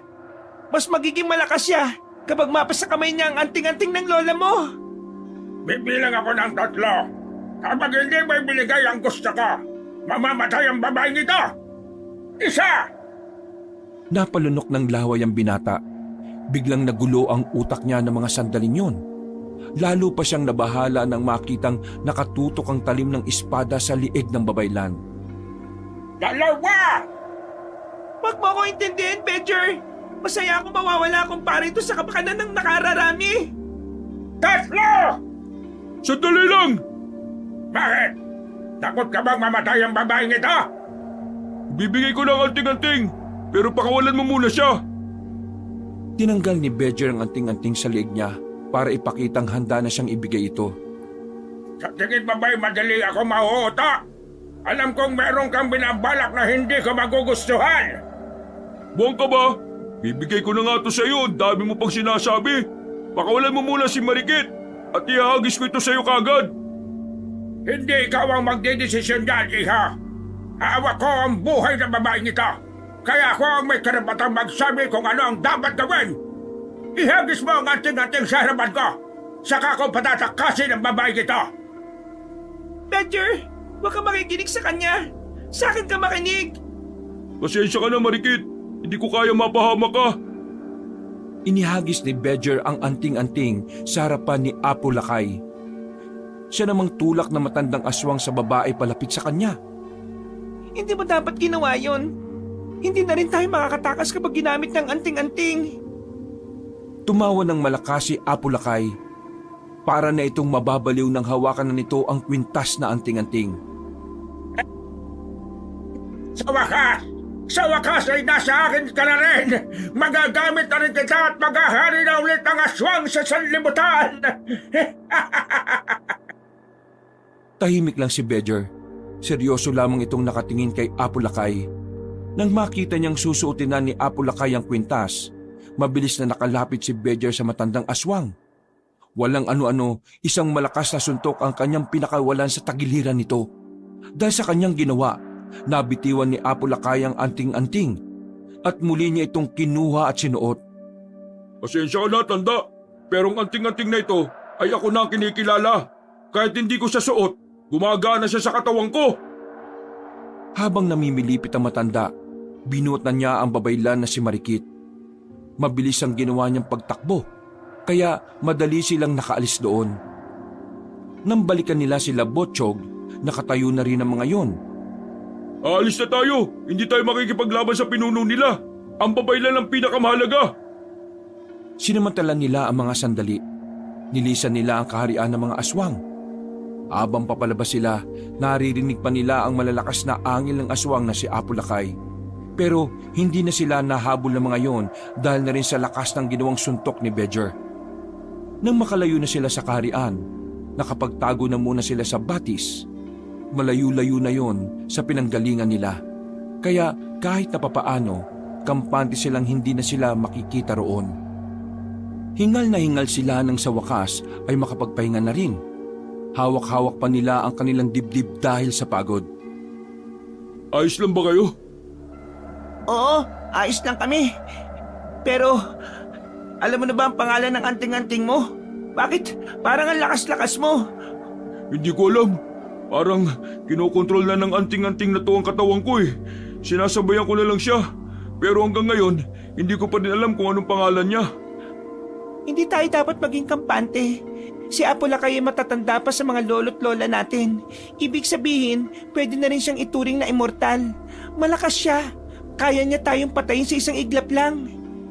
Kung malakas naman pala siya bakit hindi na lang siyang lumusob sa atin para kunin ang gusto niya? Dahil ngayon lang niya nakuha ang buong lakas niya. Nitong mga nakaraang taon, nasa loob lang siya ng kabaong niya habang nagpapalakas. Ngayon, hindi na magiging biro ang ating buhay. Tsak nagaganti siya sa atin. Kailangan na natin makabalik ng baryo. Kailangan natin silang bigyan ng babala. Sigurado kung mamayang gabi, babalik kagad sila. Pero paano tayo makakabalik agad sa atin? Sobrang layo ng lalakbayin natin. Inaabot nga tayo ng halos kalahating araw sa paglalakbay Tumayo na kayo. Kailangan na nating umalis. Masakit pa ang mga sugat namin eh. Kung mauna na lang kaya muna kayo ng babaylan. Hindi pwede. Pwede kayo mapahama kapag iniwan namin kayo. Magkakasama pa rin silang naglakbay matapos ang pag-uusap na yon. Kahit na mabagal, pagod at nahahapdian sa mga sugat nila, hindi sila tumigil hanggang sa makarating na sila sa isang kalsada. Meron silang pinarang truck ng gulay. Nakiusap sila sa mga yon at maswerteng pinayagan naman sila. Dahil doon, nagawa nila makabalik ng 6:00 pa lang ng gabi. Laking pasasalamat ng mga tao nang makitang buhay ang babaylan. Pero hindi na sinayang ni Marikit ang oras. Pinaliwanag na ng babaylan ang sitwasyon. Aking mga kababaryo, tayo ay nahaharap sa malaking pagsubok sa ating buhay ngayon. Dahil sa gabing ito, inaasahang darating ang pinuno at hari ng mga aswang. Kaya naman, nais kong hingin ng inyong pangunawa. Makiisa kayo sa nais namin mangyari. Kayong lahat, umalis na muna kayo sa baryong ito ngayon din. Pumunta kayo sa lugar na malayo dito at huwag na huwag kayong babalik hanggat hindi namin natatalo ang kalaban. Nagbulong-bulungan ng mga tao. Bumakas sa kanilang mga muka ang takot at pangamba. May ilan na ring naiiyak dahil sa pagkabahalang baka mapahamak na naman ang babaylan. Mga kababaryo, marahil ay hindi niyo pa ako kilala. Pero ako si Bedger. Minana ko ang pinakamalakas na anting-anting sa kasalukuyan. Handa kong ibuwis ang buhay ko para sa ating lahat. Kaya sana, makiisa kayo ngayong gabi. Nakikiusap ako sa inyo. Sa sinabing yun ni Bedger ay sumang-ayon na ang mga tao. Kaya naman, kanya-kanya ng pulasan ng mga ito. Nag-impake na ng gamit ang mga yon. Mga pre, sumama na kayo sa mga pamilya nyo sa pag-alis. Sige na. Ha? Hindi ka namin iiwan Ngayon pa ba kami hindi sasama Ang dami na natin pinagdaanan. Tama si Elmar. Mananatili kami sa tabi mo. Kung yan ang gusto nyo, puntahan nyo na rin yung mga pamilya nyo at abisuhan nyo sila. Asikasuhin nyo sila at tulungan makaalis. Bumalik na lang kayo kapag ayos na. Tumango ang dalawa at dali-daling lumarga. Si Bedger naman, agad na tinungo ang kanilang bahay para kausapin ang kanyang lolo Apollo. Nang dumating siya roon, ay saktong naabutan niya ang matanda na naglalagari ng kahoy. Napatigil si Mang Apollo nang makita siya. Alalang-alala ito sa kanya, kaya dali-dali itong lumapit at yumakap sa kanya. Buti naman at nakawi ka ng ligtas, Apo. Diyos ko, maraming salamat sa Panginoon. Pero lo, nasa panganib po ang buong baryo. Galing kami sa karian ng mga aswang. Nabawi na namin ang babaylan. Pero nakaharap ko rin ang pinuno nila, si Apo Lakay. Alam kong galit na galit yun sa mga oras na ito. Kaya naman malakas ang kutob namin na darating siya rito. Malakas siya, Lo. Hindi pangkaraniwan. Kaya gusto kong umalis na kayo sa baryong to. Ayaw kita madamay. Nako, hindi kita pwedeng iwan. Paano ka? Lo, nagising ko na ang diwa ng anting-anting ni Lola. Nagagamit ko na siya kahit hindi ko pa alam ang pangalan niya. Kailangan ako ng baryo natin, Lo. Kaya sana makinig kayo sa akin. Aalis po ngayon ang pamilya ni Rico. Kaya sumabay na kayo sa kanila. Kung ganun nga mag-iimpake na ako. Tinulungan na ni Bedger ang kanyang lolo na ipasok ang mahalaga nitong gamit sa bag. Pagkatapos, siya na rin ang nagbitbit ng gamit na matanda. Pagdating nila sa bahay nila Rico, naghahanda na rin ang pamilya nito sa paglisan. Pre, kung ayos lang, baka pwedeng isabay niyo na lolo ko. Walang problema. Lolo Apollo, pumasok na ho kayo sa jeep. Apo, nakikiusap ako sa iyo. Mabuhay ka ha. Hindi ko kakayanin kapag may nangyaring hindi maganda sa iyo. Pangako, Lo. Buhay akong haharap sa inyo ulit. Inalalayan na niya ang lolo niya papasok ng jeep. Matapos makapagpaalam, ay umalis na rin sila ni Rocco doon. Pagbalik nila sa bahay ng babaylan, pinag-usapan na rin nila kung ano ang maaari nilang gawin. Lahat ng ritual na ginawa ko noon nasa kaharian ako ng aswang ay hindi tumalab kay Apo Lakay. Bedger, ikaw lang ang makakagawa na magkaroon ng direktang tama sa katawan niya. Mabilis ka at malakas. Rico, Elmar, gusto kong samahan niyo akong magsagawa ng ritual dahil kailangan ko ng 2 tao. Botchog, ikaw naman ang magbabantay sa amin sa bahay na ito. Hindi tayo dapat kampante na wala nang kasamang aswang si Apo Lakay. Teka, kailangan alam ko kung para saan ang ritual na ginagawa mo. Para alam ko rin kung kailan ako lulusob sa kalaban natin. Ang ritual ng kalakasan, isang ritual na nagpapalakas ng katawan ng sino mang pag-aalayan. Tutal, hindi naman nagana ang mga ritual ko kay Apo Lakay. Lahat ng ritual na pampalakas ay gagawin ko para sa'yo. Pero mauubos ang lakas mo kapag ginawa mo ang lahat ng yun. Kailangan kong gawin ito. Dahil hanggat hindi mo pa nalalaman ang pangalan ng anting-anting mo, hindi ka uubra sa kanya. Ang gagawin kong ritual ay mapapalakas ka lang ng kaunti para tumagal ang laban. Kailangan mo ng oras para malaman ang pangalan ng anting-anting mo. Sa madaling sabi, wala talaga tayong tsansa na manalo kay Apo Lakay. Kailangan lang natin ng mas mahabang oras para alamin ang... Bigla silang nakaramdam ng panlalamig sa buong paligid. Sumilip sila sa bakuran, pero wala naman silang nakitang aswang doon. Ang panlalamig ay mas lalong lumala. Hanggang sa nakaramdam na rin sila ng pagkahilo. Para silang inaantok. Pero nilalabahan na nila yon. Hanggang sa meron na silang nakitang babaeng nakaputi sa bandang pinto. Hindi nila mamukaan dahil na rin sa pagiging malabo na rin ang mata nila. May binabanggit ang babae. Pero hindi naman nila marinig sa hindi malamang dahilan. Sa puntong yon, hindi na rin pala sila magkarinigan. Anong sinabi ng babae? Umiiling-iling lang si Rico na pinagtanungan niya. Ilang sandali lang, biglang nawala ang babae at nawala na rin ang panlalamig nila. Bumalik na rin ang kanilang pandinig. Marikit, sino yung babaeng yun? Kilala mo ba siya? Bedger, ang babaeng yun ay ang pagkakatawang tao ng anting-anting mo. Pagtingin ni Bedger sa anting-anting niya ay bahagya itong umiilaw. Nakakaramdam din siya ng kakaibang lakas na dumadaloy na naman sa kanyang buong katawan. Pagkakatawang tao ng anting-anting ko? Ano kayong sinasabi niya? Malakas ang kutob ko na sinasabi na niya sa iyo kung anong pangalan niya. Pero dahil wala tayong marinig kanina, hindi rin natin naalaman. Pambihira naman oh. Sinasadya niya bang sabihin yun tapos inalis niya yung pandinig natin para mas mahirapan tayo? Marunong akong bumasa ng bigkas ng labi kahit walang tunog. Talaga, Elmar? Kung ganon, anong pagkakabasa mo sa sinabi ng babae kanina? Sandaling nanahimik si Elmar.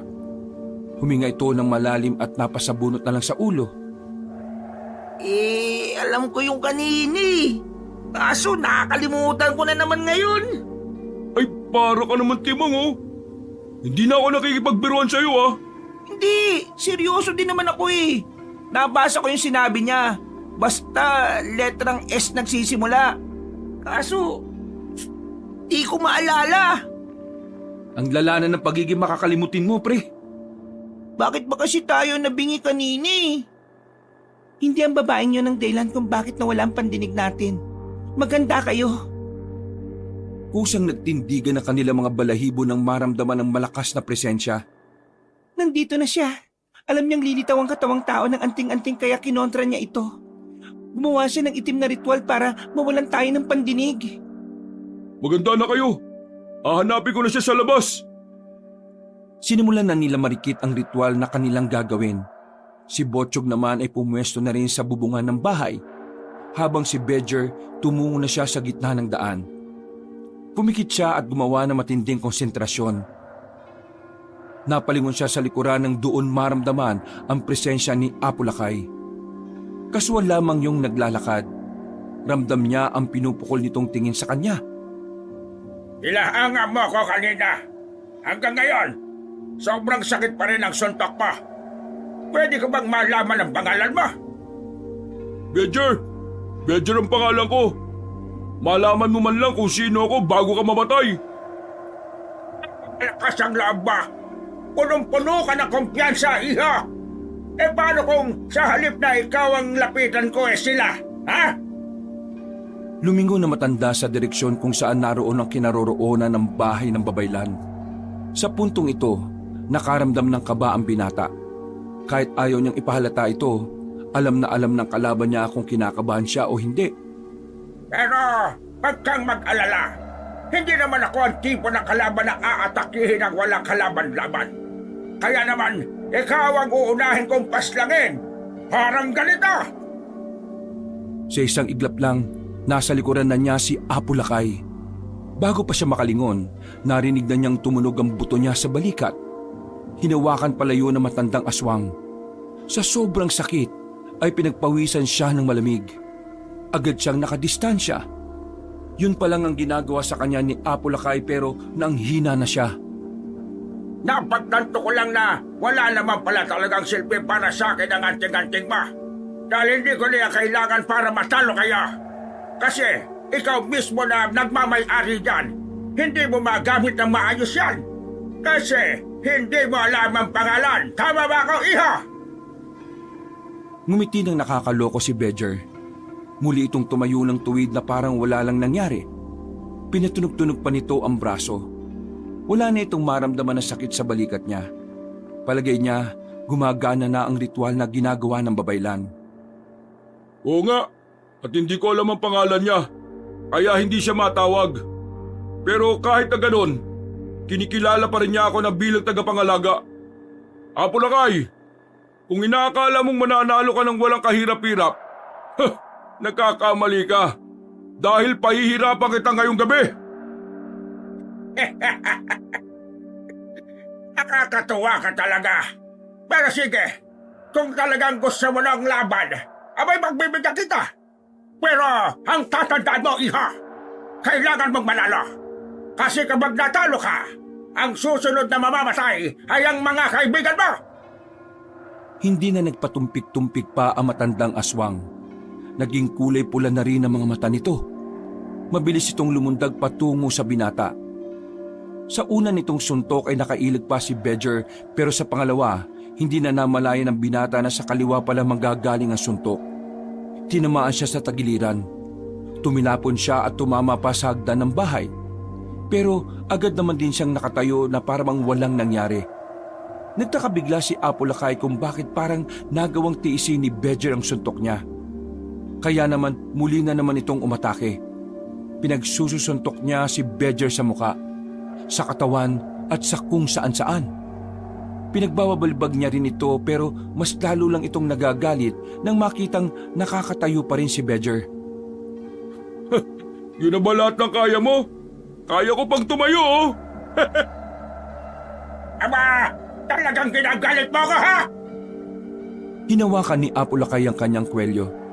Itinasya sa ere at takmang ibabao na nito ang kanyang mga kuko sa dibdib ng binata. nang biglang nagliwanag ang anting-anting. Dahil dito ay nabitiwan nito si Bedger. Sinamantala naman yun ni Bedger para siya naman ang umatake. Isang suntok, sumuka agad ng dugo si Apo Lakay. Isang hakbang ang naiatras nito dahil sa lakas ng kamao ni Bedger. Hindi pa nakontento ang binata.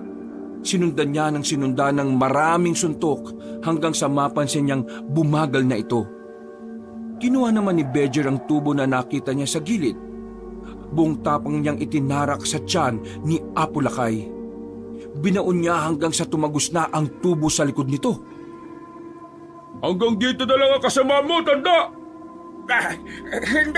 Hindi ito. Hindi ganito ang gusto kong kabatalaan niya. Marahang bumagsak ang matandang si Apo Lakay. Napabuntong hininga na lamang si Bedger nang akalang natalo na niya ang pinuno ng mga aswang. Pero nang tumalikod na siya at aalis na sana, narinig niyang may mga lumagutok ng buto sa likod niya. Paglingkod niya, nakita niyang nagbabago na ng anyo si Apo Lakay. Mas lumaki na ang bibig nito. Humaba ang tenga at mas tumulis ang ilong. May lumalabas ding mahabang buntot nito na mayroong patalim sa dulo.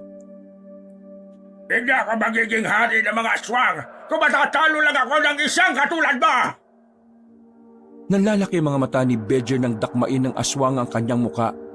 Sa lakas ni Apo Lakay, parang pakiramdam niya ay madudurog ang bungo niya. Sinuntok niya ulit si Apo Lakay kaya nakakuha siya ng pagkakataong dumistansya. Ibang-iba na ang lakas ng kalaban niya ngayon. Sa puntong ito, kahit alam niyang may ritual na ginagawa ang babaylan, nararamdaman na niya ang sakit na ginawa ng pinunong aswang. Hindi na umubra ang ritual. Malas, anong gagawin ko nito ngayon? Hinawakan ni Apo Lakay ang kanyang braso. Walang kahirap-hirap na binali yun ng aswang. Hindi pa nga ito nakontento. Sinunod pa ang kabilang braso. Gusto siyang pahirapan ng kalaban niya kaya inuunti-unti lamang siya nito. Hilong-hilo na si Bedger sa sobrang sakit na nararamdaman niya. Buong akala niya ay tatapusin na siya ni Apo Lakay. Pero nang muli itong lumapit sa kanya, ang kaliwang hita naman niya ang binali. Agad na natumba si Bedger sa lupa. Sigaw siya ng sigaw sa sobrang sakit. Hindi nga rin nakatiis si Botchog at rumispondi na ito kay Bedger. Ang kaso nga lang, wala rin namang nagawa ang bata. Hinawakan lang siya ng aswang sa paa at itinapon sa malayo. Anting-anting! Pakiusap! Tulungan mo ako! Ayaw ko pa mamatay! Kailangan pa ako ng baliw ito!